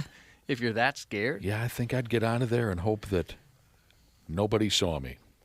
The increasingly popular pattern of irony doubling as a storage strategy has made its way to Minnesota, where a woman's bag labeled definitely not a bag full of drugs was definitely a bag full of drugs. What? How could that be? Just before midnight on New Year's Eve, the 48-year-old woman was arrested in Prior Lake on suspicion of drunken driving and drug possession. The case stemmed from the contents of that ironically messaged bag, found in the same city where I'm a 2005 graduate of the Police Department Citizens Academy, but I'm no hero. I'm no hero. When officers asked whether she'd been drinking, she answered, a lot. She elaborated with a liquid resume, which included a Jaeger bomb just before driving, along with Jameson and Red Bull, she said. A breathalyzer confirmed the alleged drunk's candor. She did, in fact, have a lot, registering a .195. After she was arrested, she told my Prior Lake colleagues they were going to, quote, find a bunch of S in her car, and they did. An officer located the bag bearing the joke label, which contained a marijuana brownie and 14 psychedelic mushrooms. Whoa. Police also discovered additional marijuana, cocaine, and several pills, including oxycodone. Her honesty didn't keep her from getting arrested. She was charged with 4 misdemeanor counts of drug possession, 1 count of driving while drunk. The bag itself is hardly unique. Versions of the same punchline purse have surfaced in other police reports and news briefs across the country, where each admirable commitment to the bit lands the same way, an arrest and entry into evidence. I love these. Yeah, this has replaced that gimmick where you get really hammered and go driving around with your Dare T-shirt on. Yeah. Yeah, there's quite a few of these stories. I was looking around to see if it happened in Minnesota before, and I didn't see that, but certainly all over the place. They're pretty popular. People were sending us like Amazon links where you can buy these things. Apparently, a lot of people reach for their phones while watching TV these days, scrolling through social media or texting while the show is on. In fact, that habit has grown so familiar, Netflix is adjusting how it makes content. Actor Matt Damon said in an interview with Joe Rogan that Netflix knows many viewers get distracted by their phones, so the company is adapting its movies to suit a phone-distracted audience. Damon said they want a big action scene right at the beginning and that characters have to repeat the plot, that is, 3 to 4 times. Whoa. We've all become so stupid. Wow. Just to remind folks what they're watching. Matt Damon and Ben Affleck were on Rogan to promote their new Netflix original movie called The Rip. I like that. Which is streaming now. Yeah, I did too. I thought it was really good. I watched it last night. It was a good movie. I like anything with Matt Damon, though. Yeah, he's good. If every band has its thorn, then singer Bret Michaels just may be Poison's. The band's 40th anniversary tour is reportedly off after singer Bret Michaels allegedly asked for a payout far beyond what the rest of the band would receive, at least 600% more. Drummer Ricky Rocket addressed the situation, saying he wanted the lion's share of the money to the point where it makes it not possible to even do it. It's like $6 to every one of our dollars, he said. You just can't work that way. Rocket also noted that moving forward without Bret and finding a replacement's not off the table, though it's not a direction he wants to take. Apparently, 600% more than his cohorts there. Sounds like someone's got their wig on a little too tight. Yeah, and it's, the original lineup, it's not like some hired guns or anything. One more Poison-related note. Frontman Bret Michaels announced a new book and a forthcoming biopic you'll soon be able to see, both titled Unbroken, Then, Now, and Forever, with plans to release this year. A book about the life of Brent Michaels? Yes. Okay. While details are pretty scarce at this point, the bandana-wearing frontman offered fans a glimpse of what's coming by teasing the projects on social media, sharing a photo that paired him as a kid clutching his first guitar with a present-day shot of the Poison singer doing what he always does best. The caption read, "If I can survive rocking out on shag mustard-colored carpet on my first guitar, technically a ukulele LOL," he wrote, "and remain as excited now as I was then, that is the it factor, the intangible spirit that keeps me unbroken," he wrote. Well, let me tell you something, Cubby. It's disappointing to learn that Brent would want to bone his bandmates so badly by getting paid $6 to their one on their reunion tour. But on second thought, hey, when you write Unskinny Bop, that's true. Don't you think you have a little more coming to you when you're the guy who wrote Unskinny Bop? Even back then, I thought that was pretty stupid. I couldn't believe my eyes the first time I saw the music video. I thought, this is the absolute end of hard rock right here in this moment when I saw the music video for a song called Unskinny Bop. Yeah, everything about it was stupid. Yep. Everything. Dwight Schrute on The Office. Rainn Wilson, 60 today. Paul Stanley turned 74. Is Paul Stanley 74? Sure is. Happy 16th birthday to Grimm, a longtime member of the Puppyhood. Blackbeard Jesus texts in a birthday shout-out to his old man, turning 62 today. Hope it's a good one. And if I could, happy anniversary to my wife of 18 years today. Oh, congrats, Cute. man. Thank you. And that's 93X News. Randy Shaver and Brad Ryder on the Half-Ass Morning Show. Back, steps up, delivers downfield, and intercepted! Jamari Sharp makes the pick that will clinch Indiana's first national championship. The Indiana Hoosiers are the kings of college football. It's our dramatic return to the airwaves after taking Martin Luther King Day off. We have returned, and we've got... He's ready to go. You happy Yoga about breaths. that, Randy? And we've got our pals to back us up. Some of them are quite asthmatic this morning. Pals, as far as I can see, Randy Shaver, see Willi Myles. Do we even have Brad Ryder up in here? Sure do. Hello. That is just great. Hey, Good morning. Hello. Just great. Good morning. Randy Shaver, are you planning on giving us the if it can happen in Indiana, it can happen here speech again? I am not. But, No? What a tremendous football win last night for Indiana. Just what a storybook. It's just crazy. If you would have told me, I don't even know what the odds were 2 years ago, that Indiana could even have a winning season, let alone win a national championship. It's absolutely crazy. The University Well, of Indiana this year, got it done. Yes, they did. Yes, Brad Ryder. Even this year, I think their odds were 100-1 this year. Even though they made the playoffs. Yeah. Yeah.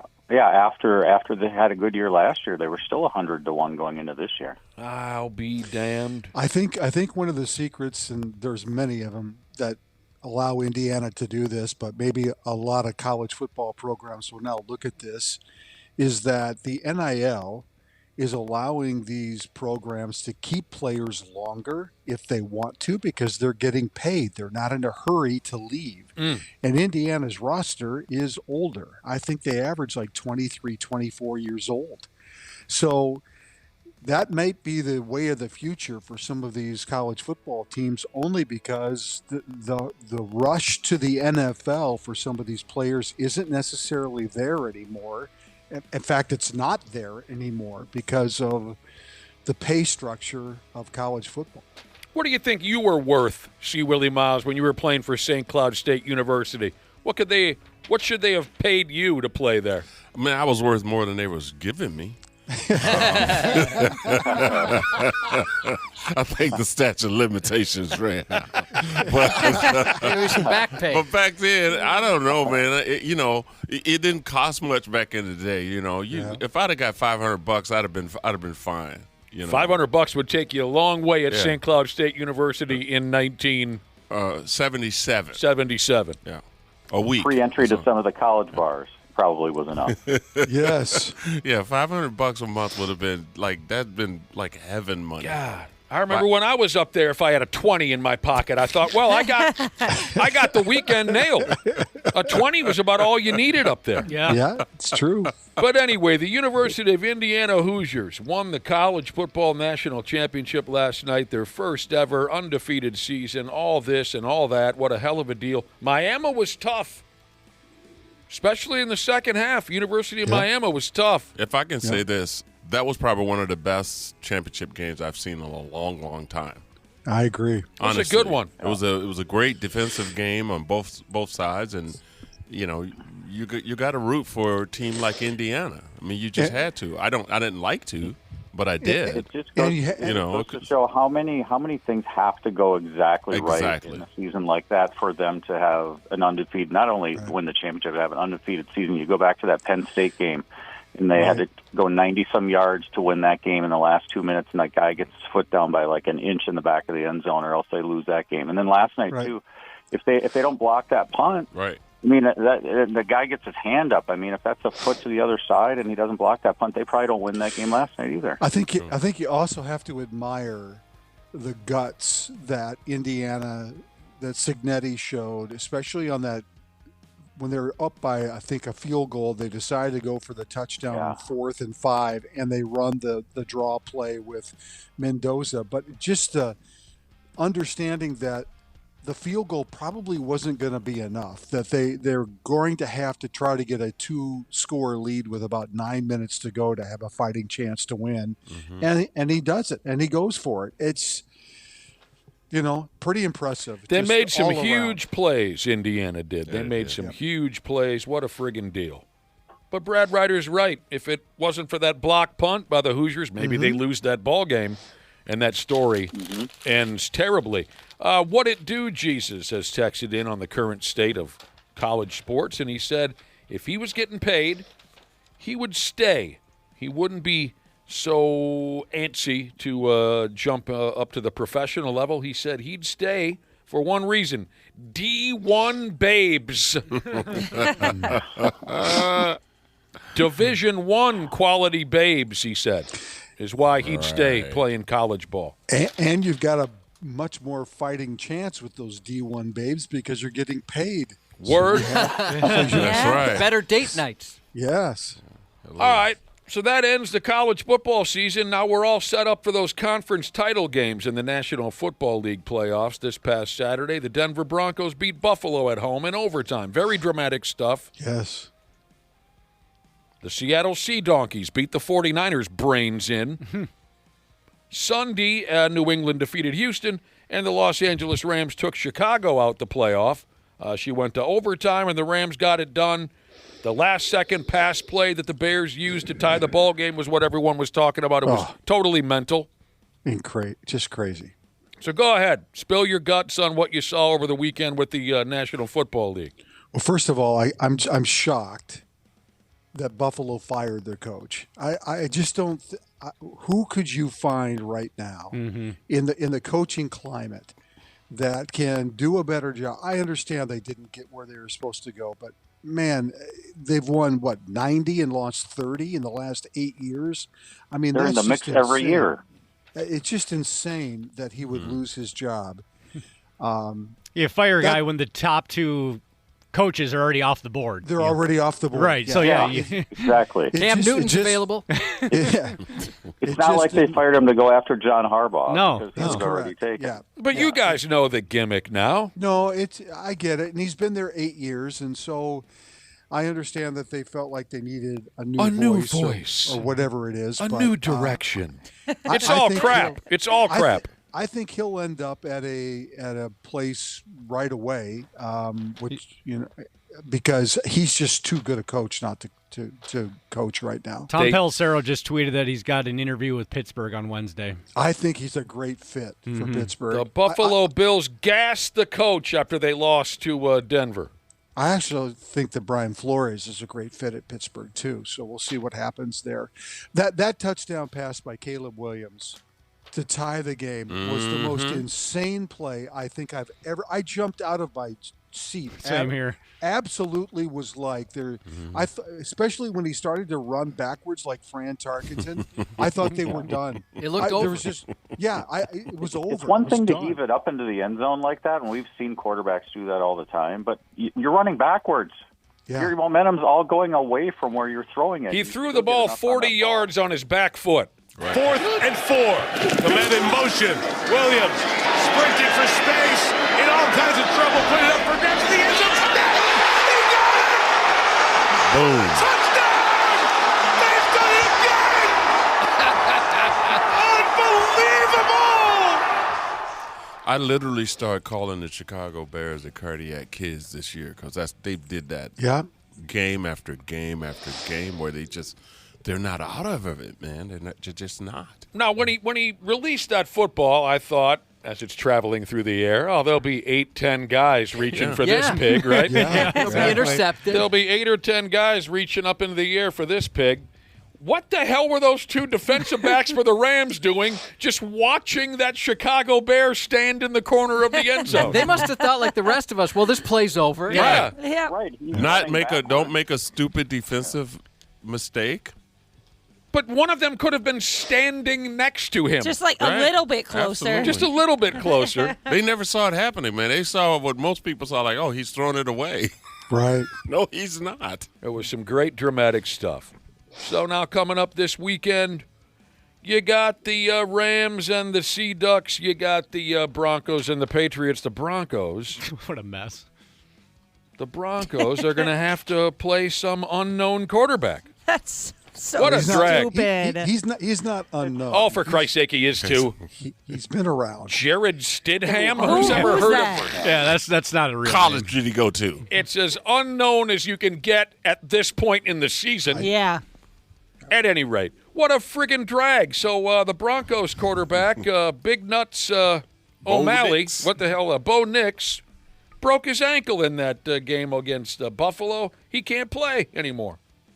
Broke his ankle. Not good news. Bo fractured a bone in his right ankle, which will put him out for the rest of the season. It was the second to last play before he threw the pass to Mims.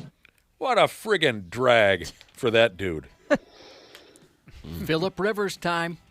Bring him back. One more team this season.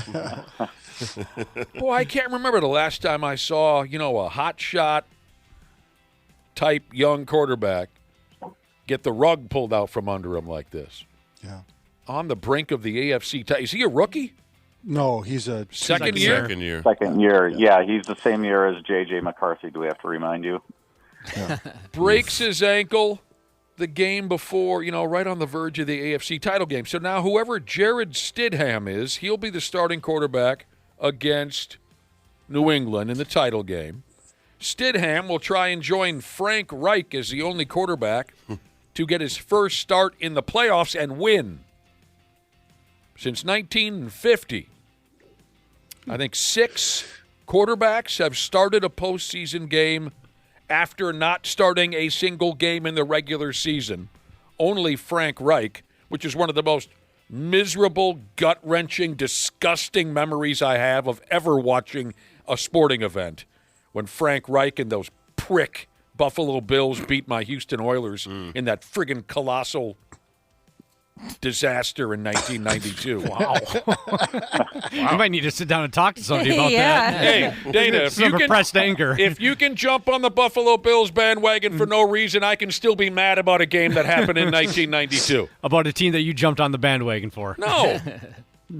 You know nothing about my history or my connection to the Houston Oilers. Oh, is your family from Houston? Come from oil money? Dude. I want oil money. I was a fan of the Houston Oilers naturally and organically. I didn't just go buy the jacket and the hat.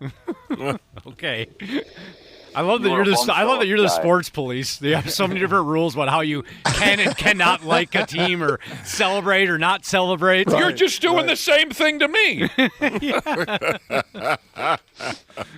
And the Broncos also signed some dude named Ben DiNucci to be the backup quarterback. He was just working television a couple days ago. So that's a drag for Denver. I wonder if that Stidham kid is, I guess he's not a kid, he's 30, but if he's excited for the opportunity or he's like, oh, really? I'd be terrified. I'm kind of content just sitting on the bench here. That sounds terrible.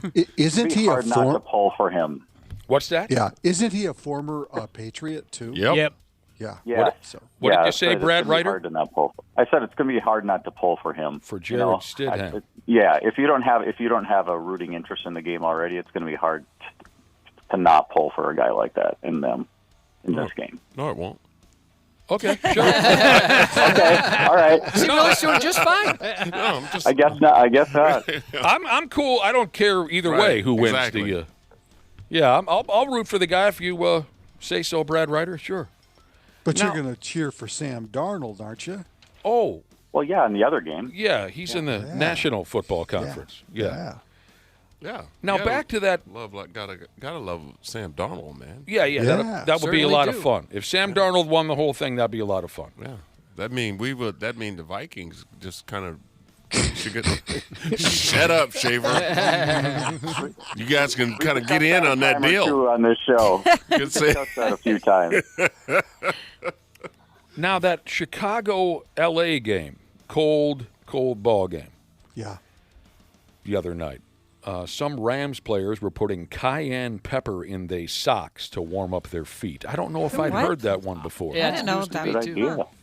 The Rams traveled with over 2,000 pounds of cold weather gear, including wetsuits, thermal layers, and capes. They have plenty of hot chocolate and chicken broth down here on the sideline. Some of the Rams have put cayenne pepper in their socks. I'm told it brings heat and it keeps the blood flowing. I remember Kyle Rudolph telling us about that cream or whatever they put on, the gel, and he said it's like you're wearing a winter coat. That's what he said about that splooge, but I don't know if they put that on their feet. I thought they just put it on their arms. Yeah, it was arms, yep. Well, we grew up, of course. I mean, look at what we got ahead of us this week as far as cold weather goes. We grew up putting Vaseline on our feet.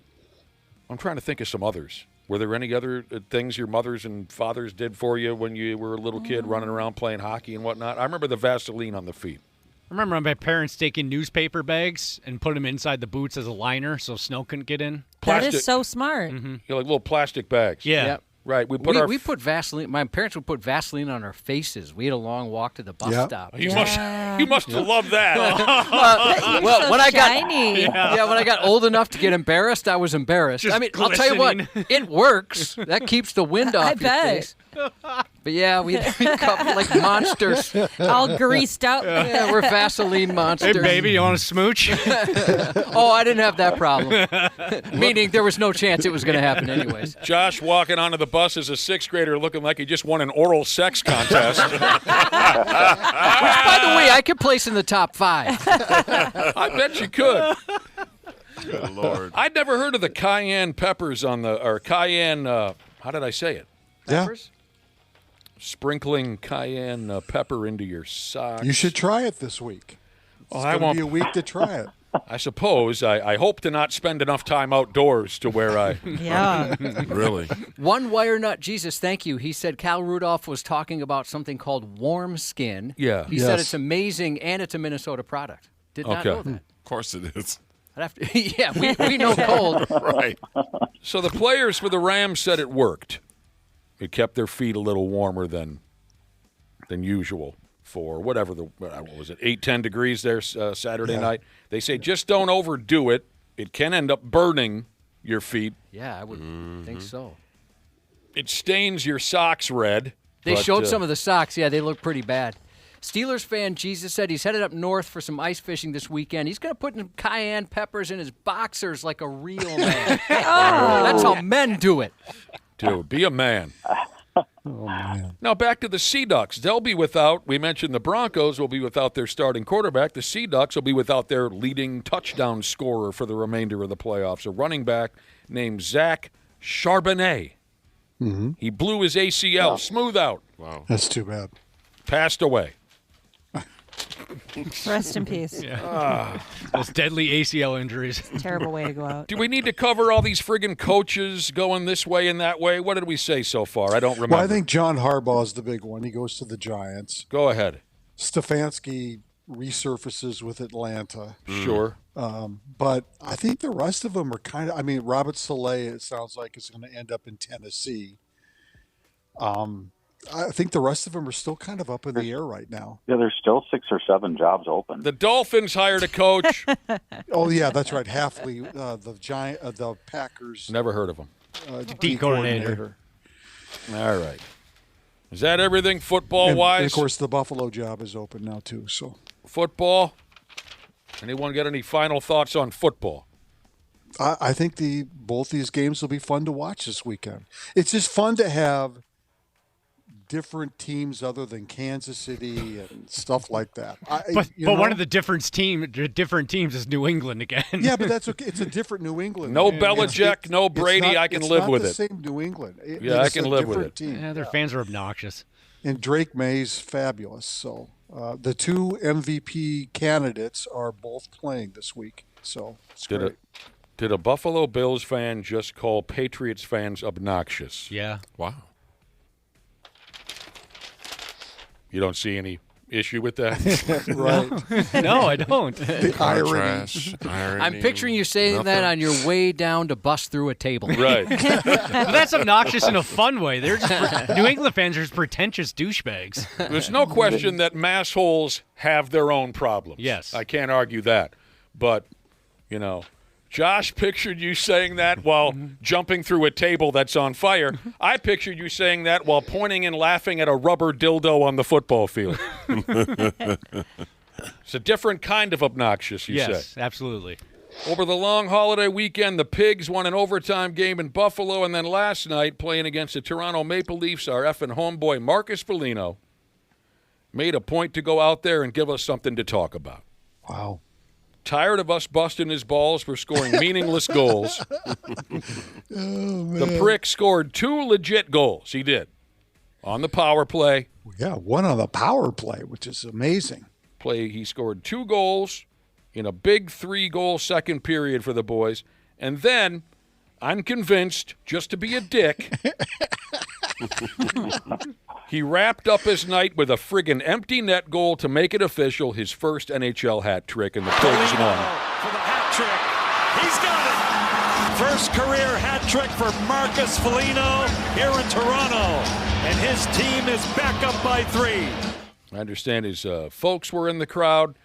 Josh said that, I didn't see any video of last night's game, but Josh said when he scored that empty net goal to make it official, his first NHL hat trick, Josh said he had kind of a smirk on his face, and you assume maybe he was thinking about what we would say to him. I was curious if it was just he was excited that he got the hat trick or a combination of that and thinking, oh, no, I know what's coming to me next time I'm on the radio, which we're going to try and get him on. It's an off week. Usually he'd be on next week, but we're going to try and get him on this week. Maybe it's one of those things where we kind of ignore the fact he got the 3rd goal, kind of like when the guy hits the home run and the dugout just disappears on him or doesn't clap. Yeah, nobody comes out to celebrate. We congratulate him on the 2 goals he got. The 2 goals he got. Yeah, 2-goal game, Marcus. Good for you, man. Yeah. That is terrific. Goes out and gets a damn hat trick with an empty net goal. Oh, can I read that text again from earlier, Josh? Oh, yeah, that was good. A listener texted in to say a hat trick with an empty net goal at the end. That's like saying you had sex with Pamela Anderson because you masturbated while staring at her poster. It's even good the second time. I don't see any difference. Yep. Guilty as charged. The Maple Leafs had won 7 in a row at home before last night, so Foligno and his high-scoring fourth-liners are playing in Quebec tonight against the Montreal Canadiens. But that is funny. Nice work, Marcus. Yes. And like Josh said, we'll try to drag him on the air tomorrow and see what kind of smart-ass comments he's got for us. A lot of injuries on the Pigs roster. Am I correct that every one of these schmucks is on the injured reserve? Boldy, Eck, Brodin, Bogosian, all of them? Yeah, at least while we were gone. I didn't see last night's game to see if any of those boys were on the ice. So sorry, but if anyone can look that up for me. Boldy, and I already knew about Eck, Brodin, and Bogosian. They're playing some guys that, I look at the roster that played last night, and there's some names I don't even recognize. Must have been called up from Iowa to be able to jump on here. But good for them to be able to battle through those things to get that win last night. That's a big win. See if you can find that for me, whoever's got a computer in front of them. See if Boldy, Brodin, Eck, or Bogosian played any hockey last night. No, neither one of them did. None of them did. I'm looking at it right now. Well, no. and part of this might be something we talked about last week. I mean, we've got, another 10 to 14 days before the Olympic break, and I think they're probably just trying to get some of these guys a little bit of extra rest because they realize that they're going to have a long break coming up, too. Boy, that does help teams at this point of the year. Yeah. If you've got some guys banged up that are not playing in the Olympics, to let them rest over 2 weeks and get healthy. Hey, see Willi Myles, am I right? Is this weekend hockey day in Minnesota?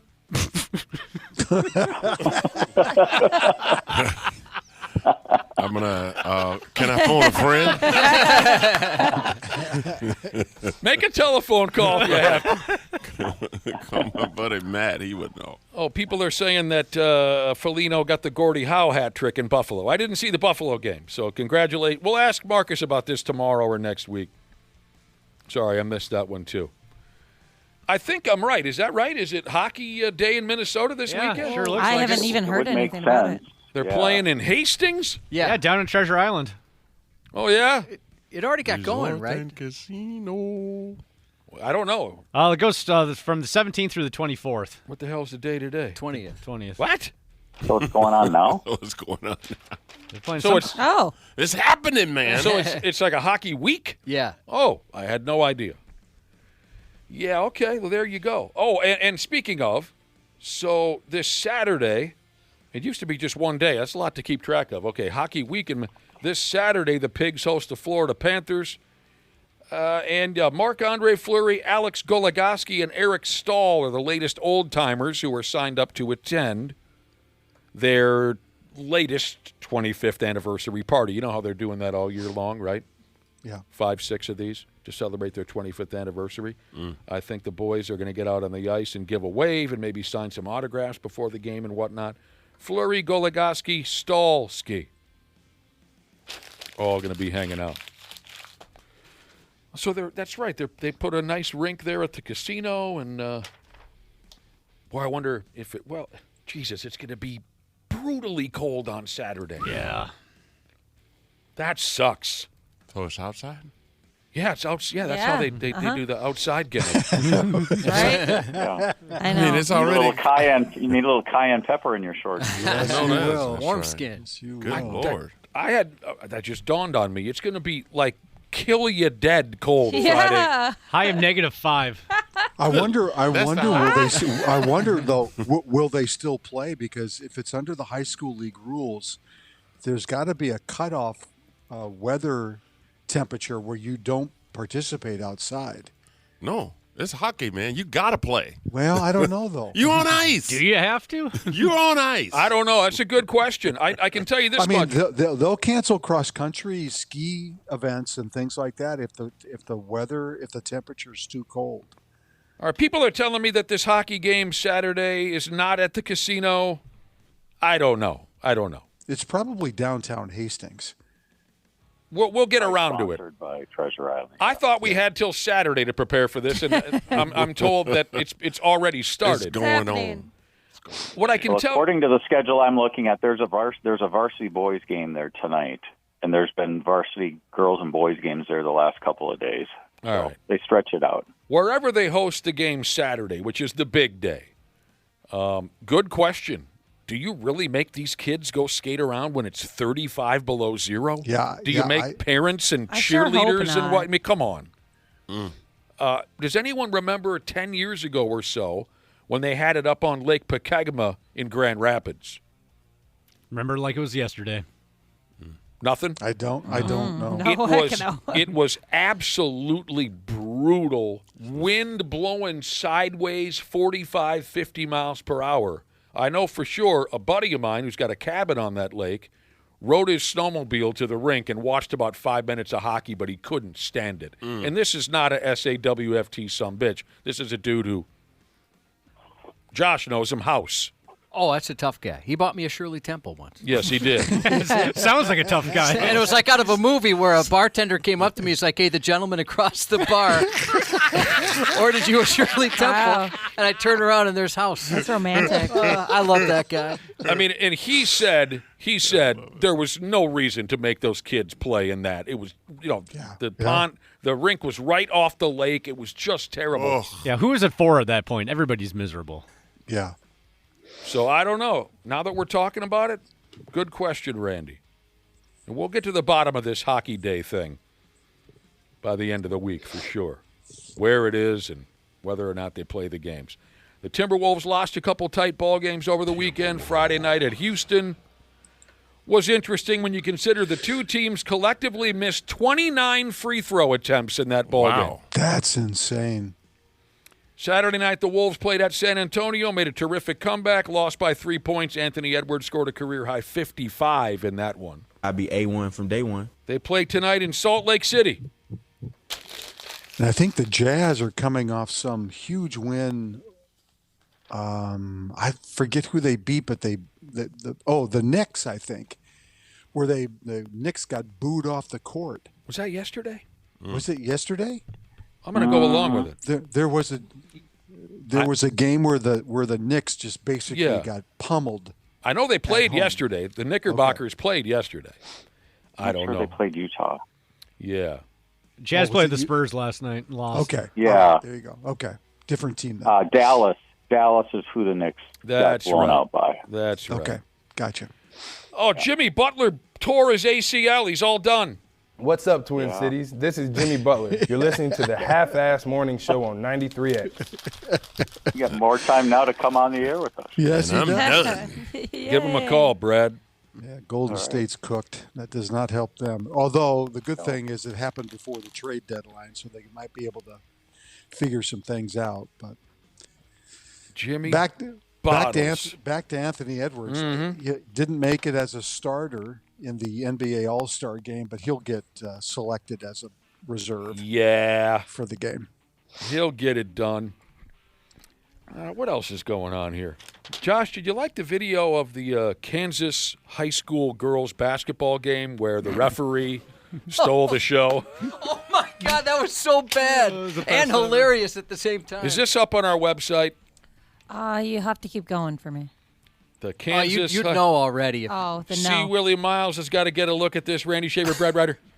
At a Kansas high school girls basketball game, one referee became the star of the show with the kind of overly dramatic flop. Yep, I saw that. The kind of flop you'd usually only expect to see at a soccer game. So it was terrible. This referee issues a girl a technical foul and ejects her for unsportsmanlike conduct. The ref follows her towards the bench to ensure she leaves the floor. The girl turns, her shoulder lightly brushes him. Barely. In a sad display, this ref flailed backwards, crashing flat onto the floor like he'd been hit by a milk truck or something. He lays there motionless, everyone staring at him and wondering what in God's name this moron is doing. This was world-class comedy. Yeah, if I remember right, like nobody even came over to help him. It was so obvious. Yeah. He straight butterflied. He was he was laid there like arms out, legs open, butterfly. I was going to say he's pretty good at falling. I mean, it was obvious what he was doing. Dude, this is an amazing video. This is so embarrassing. It is. Help. What an absolute... He's not a little guy. No. No, why? He made himself out to be the most unstable referee in the business. This was so pathetic. Yeah. That was like ridiculous. LeBron James good. Yeah. LeBron knows how to send himself across. He's hurt himself just fake falling. Unreal. And 93x.com. Let us know when you get it there, Ashley. Yeah, it'll be up in about a second or two. I don't know what this guy was What in the living hell was he thinking? I hope he regretted it on the way down. Well, the thing is, it looks like it was just a bad call on his part prior. And then he wanted to try to cover it up, and he needed to, she was like saying, no, I mean, that wasn't and he followed her. It sounds like I'm skimming a story here. It sounds like he's almost doubling down on this. Have you seen this? It says that he's planning to visit a neurologist this week because he has a condition. Well, he did that himself. Because he hit his own head. He's doubling down on this. Are you friggin' kidding me? I hate this guy. No, I'm not. No. We're trying to get paid. Wow. He said he has a medical condition and he is planning to visit his neurologist on Tuesday. Stop it. Loser. It's called, you have what's called ignorant, sir. You're ignorant. The bad actor. Trying to frame a 16, 17-year-old girl, trying to make folks believe that she's violently assaulted you? Who thinks like that? And there's even a... And then go ahead, sorry. And then I would say the next sentence after he says that is Freeman continued to officiate the game after that, and he worked a boys varsity game immediately after. Oh, yeah, he did. Because he's not a quitter. The interviewer's like, yeah, this is BS. He kept a soldier through. I should have went to the hospital, but I was contractually obligated to do these games. He did. Yeah, he's got heart. I soldiered up. He did continue officiating the rest of the day. My second ball kicked in. After this It took me horrific assault that he suffered. Horrific. All right. Right as we're about to crack the lid on those Winter Olympics, we've got ourselves a ski jumping scandal. Oh, no. And it is a doozy, see Willi Myles. It has to do, this is very confusing. I'm going to do my best for you. It has to do with dude ski jumpers reportedly manipulating the size of their peckers in order to gain an aerodynamic edge over their competitors. Really, honestly, you got to pay attention to follow this. The word is ski jumpers are artificially enlarging their dongs before their official measurements. They need to be measured for their ski suit, right? That rubber suit that they wear. Mm-hmm. So I don't fully understand this. They're injecting their penises with some kind of acid? Is that right, Josh? Did I read that right? Yeah, that's what the article said. And so it swells, obviously, and then they can get a larger suit, which apparently helps them in, aerodynamically somehow. Right. Give them more flap. Yes, more fabric in the suit. The theory is allows you to hang in the air a little longer as you're falling from the sky as part of the ski jump. So they enlarge their rods before they're measured. They'll give them a bigger suit. The rod dummies down to regular size, and they've got all this extra material in their crotch that will, like a flying squirrel. Exactly. will allow them to hover in the air. And every little meter counts, meter, right, when they're doing that ski jumping. Yeah. This is the story. This is the scandal. Wow. I mean, if you're going to have your penis measured, you do want to extend it somehow. Yeah. That's going to be on record. That's a good point. But I had to look just to double check that this wasn't a fake story. But there was plenty of news organizations that reported on it. Hey, if you ain't cheating, you ain't trying. But I would think, and here I thought it was going to be the old tuck. They were just going to pull it back and tape it down so you can get more wind shear. Right. So your Johnson doesn't get in the way of the wind. It was just slide right through it.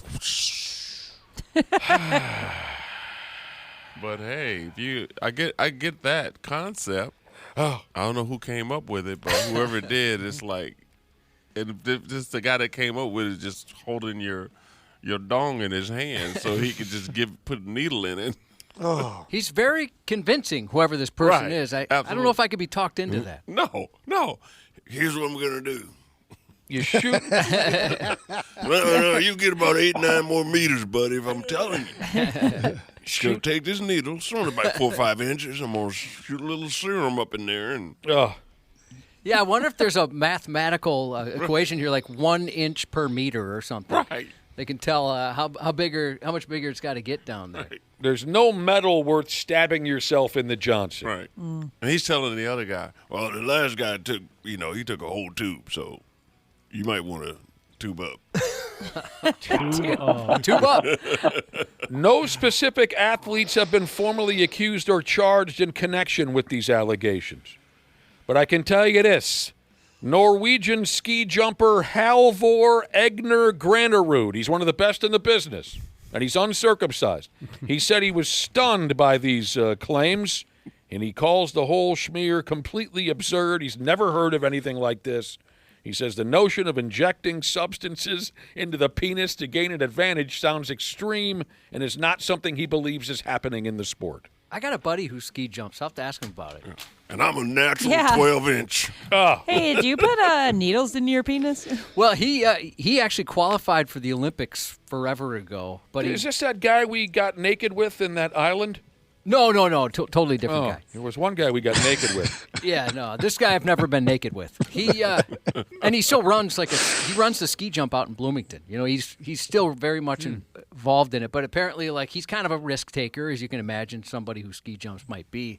And he rolled the vehicle they were driving a couple hundred times, and he injured himself enough where he missed out on the Olympics. Oh, that's so driving too fast. Oh, the dude that I got naked with him. Maybe you didn't get naked with him. I never get naked, ever. That's true. The dude that I got naked with when we were on some tropical island as part of a terrible radio promotion, he was an Olympic medal winner, but maybe he wasn't a ski jumper. Maybe he was a skier. I thought he was a luge or a... no, you're right. He was a luge guy. That's right. That's what he was. Yep. Years ago, Josh and I went on a terrible radio trip, and we drank and partied with a dude who was a medal-winning luger. That's right. And since it was Jamaica, we all got naked. Well, Sounds awesome. Yeah, me and some other people got naked. Yeah. I never went to the nude side. He was a really cool guy. Oh, yeah, he was awesome. He was fun to hang out with. I'd say his name out loud, and people would know him. They would. Yeah, but I he's don't. very well maybe known. he doesn't want to talk about the naked thing. You know what I mean? Hey, don't do it if you can't talk about it. People would know him. Yeah, believe it or not, I was a prude side guy. Nick was the nude side What? I know, isn't that so shocking, Dana? Jeez. There was some crossover, but only one way. Nick knows, the nude side didn't mind coming to the prude side, so to speak. But if you were on the prude side and went over to the nude side, you were in some big trouble if you're clothed. You can't be clothed on the nude side. God. That's where Nick had his infamous greeting with another gentleman. No, Rod to Rod. Oh, yeah. It was a head-on collision. Oh no! Yep. There was went one. head to head. There was one survivor. I made it out to tell the tale. Did you guys stay in touch? So to speak. Never saw the guy again. Yeah. Never saw him again. I think that's one of those at that point you just It's awkward. Yep. Say How your many goodbyes. sexual experiences have you had where you never saw the other person again? Jesus. That's a high number. Damn near most of them. This was one of the most forgiving men on planet Earth. I'm just advice to the young. Try to keep your balance at the gangbang. Wasn't the rule of thumb not to make eye contact during a Devil's Three-Way? And you made rod contact during a Devil's Three-Way. Head-on collision. This was not a three-way, Dana. This was like a 33-way. Where'd you come from? Yeah. Hey, you come here? Come on in. The water's warm. I was at the bottom of the pile. I just remember saying, sorry, bruh. All right. We could wrap it up with some baseball. I mean, I don't know if you care. Well, I always want to talk about baseball. I found this really interesting, though. I don't know. The Twins signed some catcher, and the rumor is maybe they're going to trade what's-his-nuts, Ryan Jeffers. But I thought this was interesting. Former Twins relief pitcher Ryan Presley officially announced his retirement, 13 years in the big leagues. He had a nice run. Mm-hmm. Yeah. He's already got a new job. And he's going to work for the Twins. Working for the Twins. They don't mention in the title, the story, they don't mention in the story exactly what his title will be. But he's not the only former Twin. The Twins also hired Michael A. Taylor, who played outfield here for 1 year. For now, it's not exactly clear what these two dudes will be doing. Yeah, I don't think they'll be ambassadors of the team. I don't think they're in the same category as Herbeck or Oliva or guys like that. So they must be working. Maybe they're working the minor league system somewhere for the Twins. They might be roving instructors, minor league instructors. A lot of teams have that where they send guys around to the different minor league teams to work with the young kids. I really like both those guys, Ryan Presley and Michael, by God, A. Taylor. I don't know, maybe it just gives me more hope to hear recognizable names. Well, I agree. And the closer we get to the start of spring training, and the fact that Joe Ryan and these guys are on the roster is a good thing. So, There you friggin' go. Did I forget anything? I don't think so. God, there's lots to cover. What a miserable time of year. You don't get to catch your breath. Well, I suppose now that college football is over, we can leave that alone. Only 3 more NFL games left. Yeah. Right. Yeah, there's only 3 more of those left. All right, F it. Well, I guess if you wanted one more thing to talk about, is this true? So, world-class prick Michael Jordan sat down for an hour-long interview with NBC before the basketball season, and NBC handed him $40 million in trade. It's a pretty good scam. Yeah. Are you serious? I think there was a promise that he was going to do more than that, and I don't think that's materialized. No, Tirico said he's not going to do any more interviews. They just keep airing footage from that one interview they did before the season. Right. Yep. $40 million. An hour. The guy could use the money. That's pretty good. Sat down and talked to Mike Tirico for a couple hours, and like you said, they've just been editing this one interview to pieces and using it every time NBC covers a basketball game. $40 million. Listen to this. Mike Tirico said, was it what everyone wanted? Probably not. Was it better than not hearing from Michael Jordan? You're damn right it was. Oh, give me a break. It wasn't. Mike Tirico didn't sign the check. So I like Mike Tirico and everything, but give me a break. You'll probably see some of that surface during the Summer Olympics in 2 years. Yeah, probably. Probably. He left that interview and went straight to save NASCAR. NBC goes to Jordan. They say, hey, can we do this with you? And he's like, the check cleared. No, I don't think so. Tell you what, Brad Ryder and Randy Shaver, going to be a cold friggin' week. Yeah, stay inside. By Friday and Saturday, like we said, going to be just brutal. So you boys stay under the covers. Randy will talk to you tomorrow, and Brad, I don't know, some other time. Tomorrow as well. Oh, that's right. Today's Tuesday. I forgot we had to. We'll talk to you later. Sounds good. We'll be back with more C. Willi Myles here in a few minutes. Half-Assed Morning Show. 93X. Happy New Year, podcast pals. Danny here to give my daily love to everybody at Standard Heating and Air Conditioning. Just a quick brag, I'm a Smart Club member. And yeah, it's a big deal because when the polar vortex hits, your house will let you know real fast. That's why right now is honestly the best time to do comfort upgrades. Standard's running a ton of specials right now. Things like whole home humidifiers to fix that dry winter air, UV lights to help keep the air cleaner, and ERVs that bring in that fresh air without dumping the heat. Trust me, you will notice a difference in a big way. Be cozy this winter. Standard Heating and Air Conditioning, providing the comfort you deserve since 1930. Online at standardheating.com. Years of hard work, and now you've got pain in your back, your shoulders, your knees, maybe your joints. You need help. Randy Shaver here with the answer. Dave Bialke. He's got over 30 years experience in getting workers' compensation benefits for people just like you. Don't suffer. Call Bialke Law today. 763-571-2410 or go to bialkelaw.com. That's BIALKE law.com. And it spells relief for you. Hey, I'm Chris Van Vliet, host of the #1 podcast, Insight with Chris Van Vliet. On the show, I sit down with the biggest names in pro wrestling, sports, film, and beyond.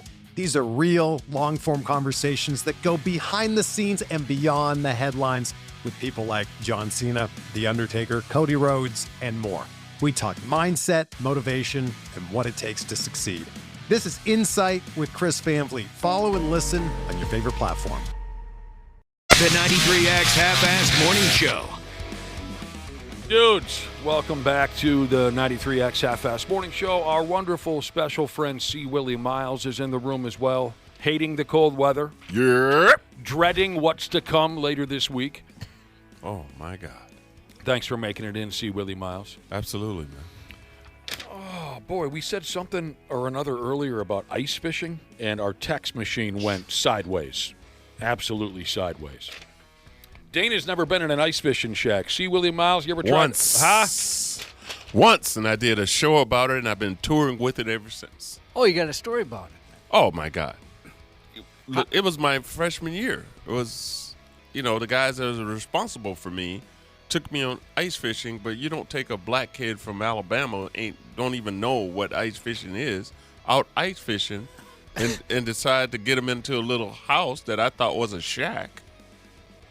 So you were afraid? And tell me I'm in the middle of Lake Mille Lacs. They took you to Mille Lacs, drug you out to the dead center of that massive body of water, put you in a fishing shack. Put it in a fishing shack where I saw a hole and water coming up through the hole and a fire, and I'm thinking, wait a minute. These things did not go together. And I'm like, why you have water coming out up of your floor? He said, dude, this is I said ground, actually. I said, why you have water coming to the ground? He said, we're not underground. I said, what do you mean we're not underground? He said, we're in a frozen lake. Mm. And the fire, of course, made you think the whole thing. Did you rethink how you got out there? Did you guys drive out Drove a truck. Yeah. And I'm looking out there, and I saw all these houses, and I'm like, man, these are the poorest people I've ever seen in my life. I grew up in the project, but man, we had a back door. These tiny little houses. I'm like, these are some shack houses. Little smoke coming out. Yeah. They've all got really nice, expensive trucks, but their houses are terrible. Exactly. I'm thinking to myself, I've never seen a vehicle bigger than the actual house that people lived in. You really thought at first you were in the middle of a field or something. No, I did not. 100%. That is unbelievable. I did a whole show, so ice fishing. People request it every time I do a show, and I can't. It's like 20 minutes long, because I have to tell the whole story of how it happened. And that's the only time I've ever been on a frozen lake. And I've never walked out again. Well, except Detroit Lakes, I did a show, and they had the hockey pond thing going up on Detroit Pond Lakes. hockey tournament. Right. And they asked me to come out and do the customary ceremonial puck drop thing. And I said, I'll go 3 feet onto the ice right here, and that's it. And somebody needs to stand right next to me. That she said, you're only in a foot of water. I say, I don't care. I don't want to go through. I know some people who are awfully squirrely on ice. Yeah. They just, and they grew up here, but still, they never feel completely safe. When you hear it cracking underneath you and some of the noises it makes. Yeah. I cried. I literally passed out. They had to take me home. I said, dude, y'all, no. It's going to be so brutally cold here in a few days. But those are the days where I actually feel confident out there. You know what I mean? Yeah, sure. Here. It's when I've fished before when it's 55 degrees and you wake up the next day and the house has sunk 3 inches. It's a little too warm. You get a little uneasy. See, I don't get that, man. So you ice fish then? I used to. Oh. I love it. Do you? It's a lot of fun. Yeah, my husband won't let me take his truck, though, because he Smart says man. he doesn't trust it on any amount of ice. He doesn't trust you? Doesn't trust driving. You? No, just anybody, like, driving their big trucks on ice. It So has to he be, won't- like, 30 inches of ice for him to feel comfortable. Oh, okay, so he's a little squirrely. Yeah. Okay. I get Which it. I can understand. You're a risk taker. So somebody texting earlier said they just lost a side-by-side over the weekend. I just thought it been cold enough that you wouldn't have to worry about that. But they said they had 44 miles on it. Oh, went those right are through. expensive. You never friggin' know. So wait a minute. Back to your husband. So even when there's 2 feet of ice, he will park his truck and take a 4-wheeler out, or how does he get out onto the ice? Yeah, either a 4-wheeler or walk. He'll walk. Yeah. Will he ride with somebody else? I guess that opportunity hasn't came up yet. I imagine he would. I just think he doesn't want to take his truck out, which I don't. Yeah, I don't blame him. I think it's more of that he doesn't want to. Every year, a vehicle goes through. Every year, There's always one. There's always got to be the first guy. The ass end of my pickup went through Mille Lacs a number of years ago. Oh, and my God. That was something. Can I tell you a quick story? I was in Ashland, Wisconsin, and I was doing a show. Rylander, Wisconsin. That's where I was at. And I'm staying downtown, and I'm doing a show at the college. And these people were telling me, like, I said, what's the easiest way to get to the college, do my show? And the lady told me to drive across the lake. I know, like, what is the second easiest way? Because I'm not. She goes, oh, it's plowed. Right. I said, the city plows the lake? She goes, oh, no, Bob does. I was like, well, Bob works for the city. She goes, no, he just plows it. I'm like, no. Who's Bob? I'll leave 10 minutes earlier, ma'am. I'll just take the road. Yeah, I remember going up to a resort on Mille Lacs many, many years ago. We rented houses from this dude. He's gone now. This guy checked out, but we rented houses from this guy, and it was really warm. It was January or February, but it warmed up into the 50s. And it made all of us a little nervous. We made a couple of telephone calls ahead of time to the resort. What's the ice like? Oh, no, it's still good. It's still good. You'll be good. And, maybe they would have pushed us out there no matter what because we all had money in our pockets. Right. But we trusted them. So we get to the resort, and we're looking for the owner, Donnie. Donnie is the guy we always dealt with every year we went up there. So we walk in, and again, it's warm as hell out for January, February especially. And we say, hey, we're Donnie here? No, Donnie's not going to make it in. Well, what's going on? Well, he went through the ice today in his pickup. Oh, no. And for a second there, we all thought, are we really still going to go out there? If the guy who runs this joint, who's out there every day, he went through on his, are we really going to? And we did. But that was the weekend where we woke up the next morning. We had sunk about 3 inches. There's a huge pond surrounding our house. Oh, my God. I understand the squirrely feelings. I do. But underwhelmingly optimistic, Jesus said his uncle grew up in Texas. The first time his aunt asked to visit in the winter, they drove past a small lake, and he asked, why are there so many porta-johns in that field? I could see being confused. Yeah. Earlier, what the hell are we doing? Oh, we told a story in the Stupid News about a fist fight that happened on the ice over one guy fishing too close to the other. So I asked our listeners to text our Luther Bloomington Kia text line. I asked them, what are some of your great ice fishing adventures? You ever get in a fist fight? You ever have anyone break into your house? You ever go through the ice? You ever have anyone burn your house down? Because in high school, there was a group of kids who didn't like me and my friends, and they burned our permanent house down to the screws out on the ice. Any ice fishing adventures? And the text machine went crazy. Let me roll through as many of these as I can. Appreciate you texting in, everybody. Well, speaking first off about territorial fishermen, some folks, they don't want you coming anywhere near them. Don't you be trolling anywhere near me if we're talking about open water fishing. Here's a guy who says, not once but twice, engineering Jesus, I've had people knock on the door of my fish house and tell me that I'm on their spot. That is, wow. Oh, my gosh. Come on. And they wanted me to move. Hey, you're on my spot. No. Come on. What is wrong with you? Why would you ever have the balls to knock on somebody's door and say, well, my GPS coordinates, this is where I was 3 days ago. This is my spot. You got to be nuts. You don't own a spot on the water.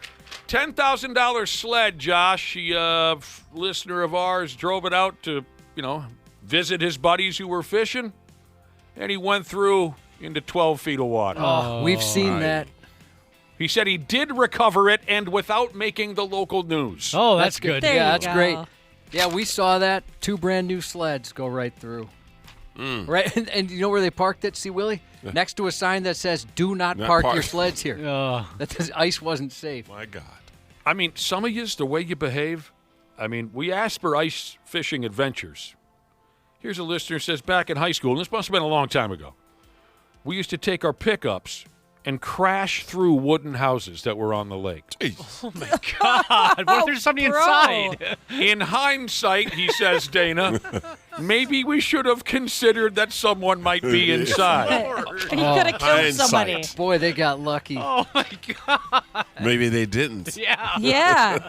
Guy was reeling in a northern about 25 years ago. in the fish house got his ass a little too close to the sunflower heater and started his jeans on fire. Good Lord. Dangerous. Those sunflower heaters are dangerous. It was the first time, Josh, he says, he ever saw someone stop, drop, and roll for real. Funniest moment I've ever seen while fishing. That's follow-up paperwork, Jesus. Wow. I've never had anything like really memorable happen while ice fishing. Well, like I said, I had the ass end of the pickup go through the ice, and me and Big Al dove out of the driver and passenger seat, like it was a movie. Yeah. Because when we heard that crack and then felt that, Oh, dude, I'd be so we scared. felt our ass sink about 3 inches. We both dove out the pickup very dramatically, and that's when we realized it was just the ass end that had broken through. And through luck and some help from some bystanders, we were able to get my brand new, I think I'd only had the pickup for a month. Got it out of there. That's pretty scary. I mean, for God's sake, here are some guys who, again, they'd all get in their pickup and they would jump the ice heaves. Oh. That's fun to do on a snowmobile. I can't imagine doing that in a pickup That would be a truck. blast. My God. One time, one of my buddies, this guy says, forgot his mom had made a crock pot of chili in the back of his. It looked like a murder scene in the back seat of it. I can only imagine. Just everywhere. 5-on-5 fist fight on the ice, Josh, because one dude had bent over some other dude's girlfriend. Oh. Whoa. Oh. 5-on-5 fist fight. Sure, on that'll start a fight, no Trading matter them. where you are. Over a girl? Yeah. I've never heard of such a thing. One of our listeners says, we're talking ice fishing adventures. Just this past Saturday, I was coming off the lake and my wheeler caught on fire. So many fire-related stories with ice fishing. I had no idea. Brewers and High Life Jesus. He won an ice fishing contest one time. Hey, cool. Nice. Good, very cool. Want to know how he won this sumbitch? Yeah. Some other unlucky prick had gone through the ice, so everyone gathered around the hole in the ice to help save this man's life. I pulled a fish up off of a tip-up, and I was the only one that caught a fish, so I won the fishing contest. That's what he came there for. I didn't come here to save lives. I came here to win. Everyone else is another one of these tip-ups. This is great. Not that kind of person. He's driving around the ice on a four-wheeler, sees a tip-up, kind of buried under the snow, right? Someone had probably forgotten it there. Yeah. He goes and dusts off the snow and the ice, and the flag pops up. There's a 27-inch walleye on the other end of it. No way. Just trophy. Right. That's incredible. Awesome. Oh, God. Okay, so some of you sent in open water fishing. Cubby. A lot of us would have trouble getting over this. But you tell me, because I need your take on this. Do you ever get over this?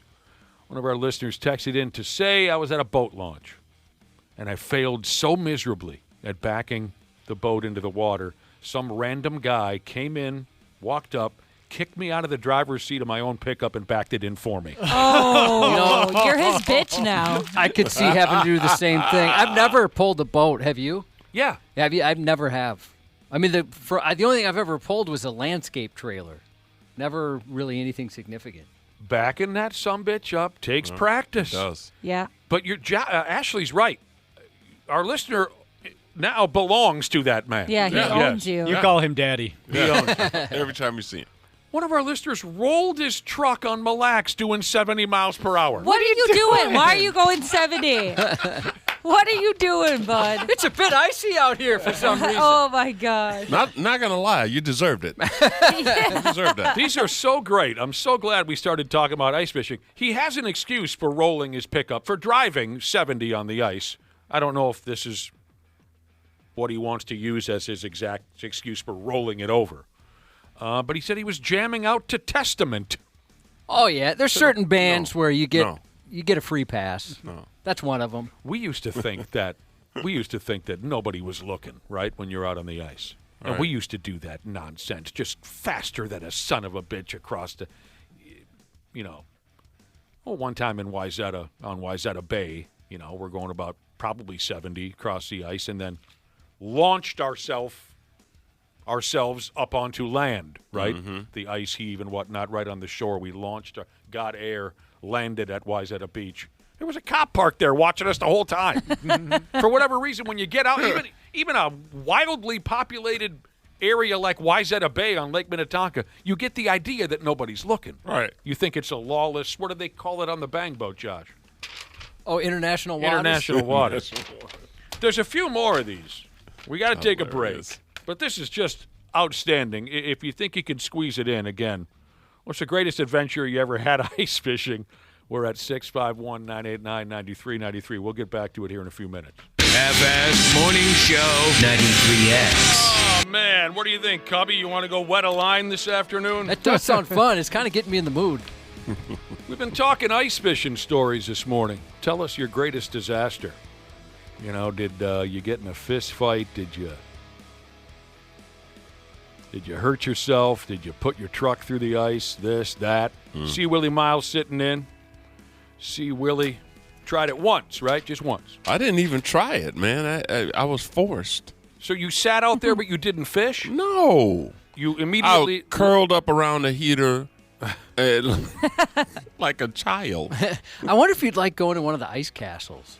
No, everybody was telling me like how beautiful their ice. You love I have a big 60-footer. I'm like, man, it doesn't matter. You're out in the middle of the frozen lake.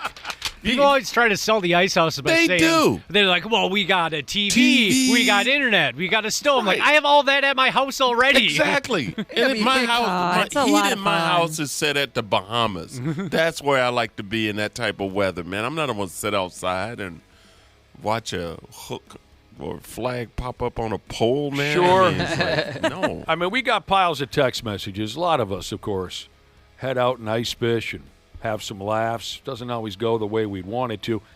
Someone confirmed what I always thought was an old wives' tale or some sort of mythical legend, that there's lake lizards out there. Like a lot lizards where prostitutes, like at a truck stop. I'd heard about these lake lizards that people would show up, a prostitute-style person would show up at your All right, fish I'm back in. I never came across something like a that. lake lizard? I hadn't either. I thought it was a joke, but somebody confirmed there are lake lizards, and they ran into one once. Nowadays, you got the cellular telephone. You make one call. Get a pizza delivered? Lizard app. Got the lizard app. Lake lizard app. One of our listeners is currently working remotely from his fish house on Mille Lacs right now. Oh, cool. Wow. Let me get through the rest of these. Hope he put working in quotes. I would love to be. I've been in an ice castle, but never on the ice. The only times I've ever went ice fishing was in like the porta potty looking one. Like not even that nice, more like an outhouse. Little portable? / sauna, though. I mean, hotter than heck. We were notorious for would heat up our fish house until it was unbearable. We would be shirtless. Some people didn't like it. Big Al and I would heat that pig up until it was just unbearable. Ugh. Anyway, listen to this text, Josh. It just says, $100,000 truck, 45 feet of water, $35,000 to pull it out. Oh, we were just talking about that off air, the expense of having to retrieve your vehicle. I just don't get it. Have you seen this ice fishing ice thickness chart? It's cute. Somebody sent it to us via text. 4 inches. You can walk on the ice. You can do some ice skating. 5 to 6 inches. You can bring your snowmobile out there, ATV. 8 to 12 cars and small trucks. 12 to 15 medium trucks. And it says here 30-plus Tyrannosaurus Rex. I love it. Listen to these guys. In high school, they used to just grab some hooch, walk out onto the ice, and party in the empty fish houses. Oh, sure. That's smart. Because, of course, you know, when I was real young, we would lock the house. Permanent house out on the water, we would lock the house. But then it became very hip to break into your once expensive fishing equipment became a thing. Then derelicts would break into your house to steal your Vexilar and your fish finder and all that, right? But back in the day, when all we had in there was a couple of lines and a wood stove, we would lock it because there's nothing in there worth a pump. So once folks started leaving their houses unlocked, they'd empty all their expensive gear out of there and leave it unlocked because the theory was, you know, if it's not locked, derelicts are going to think there's nothing in there worthwhile. Once folks started leaving their houses unlocked, Yeah, these guys would bring their beer and their booze out and a heater and go and sit in a stranger's empty fish house and party. Fun. One guy was lifting his portable fish house into the back of his pickup. He slipped on the ice, Josh, and the portable fish house hit him in the eye. Oh, sorry. The whole weight of the portable fish house landed on his eyeball. My God. And he said, I took a quick scan. Nobody was looking. That's the first thing you do when you have an embarrassing injury. Oh, 100%. We were just talking about this. Was it last week? Someone texted in. This is something we covered in Josh's news report last week, where a guy on Buffalo Lake drove around the ice for 9 hours to avoid a DWI arrest. Yeah. Right, John? Yeah. And the authorities just sat there and watched him drive around. Correct. 9 hours? Wow. What are you doing? People were impressed with the gas mileage in his pickup No truck. kidding. Yeah. Good Lord. One time a gal used my fish house to take a deuce, but what she didn't know is it wasn't hooked up to anything, so her turd just slapped down onto the ice. Smack. Here's a guy who got in a fight with his portable heater, and he slipped on the ice, and he smashed his face into that sunflower. Oh, geez, I bet that was bad. Oh, no. Poor guy. Lost a couple of teeth, and he had a grill mark across his. Oh, Lord. One time the sheriff drove up on us on his snowmobile, and we had to sink our bong. Well, the closest to death I ever came on the ice, and it wasn't when me and Big Al went through the ice in my pickup. It was many years earlier. I'm going to say my brother and I were 15 or something like that, fishing with our dad. We had a permanent house out on Lake Minnetonka, and the three of us decided, well, we're going to leave the house. We're going to go over to Larry's fish house. Now, maybe 4 days prior, we were out on the ice, and Larry's fish house was 30 yards away. So we walk out of our house. My brother jumps into the driver's seat. My dad jumps into the passenger side of his pickup. Thinking we were only going 30 yards to Larry's house, and it was a nice day, I just sat on the tailgate of my dad's pickup. Yeah, like most people would. My narrow little skinny ass on my dad's narrow little tailgate of his old Ford pickup. What I didn't know is that Larry had moved his fish house to the opposite side of the lake. I'm talking like 2 miles. Oh, my God. My dad and brother thought I had jumped into the bed of the pickup. I didn't. Like I said, I'm sitting on the tailgate. And suddenly my brother is going 45 miles per hour. Oh, my God. On ice roads, not a county road. We're on the ice. I was absolutely hanging on for my life, screaming at the top of my lungs for them to slow down or stop. They never looked in the rearview mirror. They figured I was just in the... If I would have let go, and I considered it a few times. Right. Yeah, I would have. I would have been killed. My head would have rung off the ice. I at least would have been in a wheelchair for the rest of my life. Just by my fingertips and my bony ass, I hung on all the way across. I don't know how I did it to this day. And when we got there, I was physically cooked and furious with my brother and my dad. They blew it off like it was we thought you were in the bed of the pickup. Hey, Larry, how's it going? Biting? Are they biting today? That was it. That was the end of it. My God. Yeah, you deserved an apology at least. Something. I can still feel it, Josh. The tips of my fingers buried in the underside of that tailgate, hanging on for my very life. Bet your triceps were. Whoa. I think they were swole. Dude, they were yoked. Yeah, I'll bet. Look like Schwarzenegger, at least tricep-wise. I have no idea. Oh, dear God. See, Willie, thanks, everyone, for your ice fishing texts. It was a total riot. Yeah, this is fun. Absolute riot. Not Dana, because you're here every day. See Willi Myles. Yes, sir. Thank you for coming in Oh, it's my pleasure, man. Love it. Survive this weekend, will you? Oh, Yeah, I am. just I stay will. inside. I'm going to go out that one day to be my wife's +1, and you won't see me outside again. Until you go someplace warm? Until I'm heading to the airport. And then you won't see me because Thanks, pal. Because you know I'm bougie, so I'll be in the back seat of a blacked out limousine. You do what you got to do.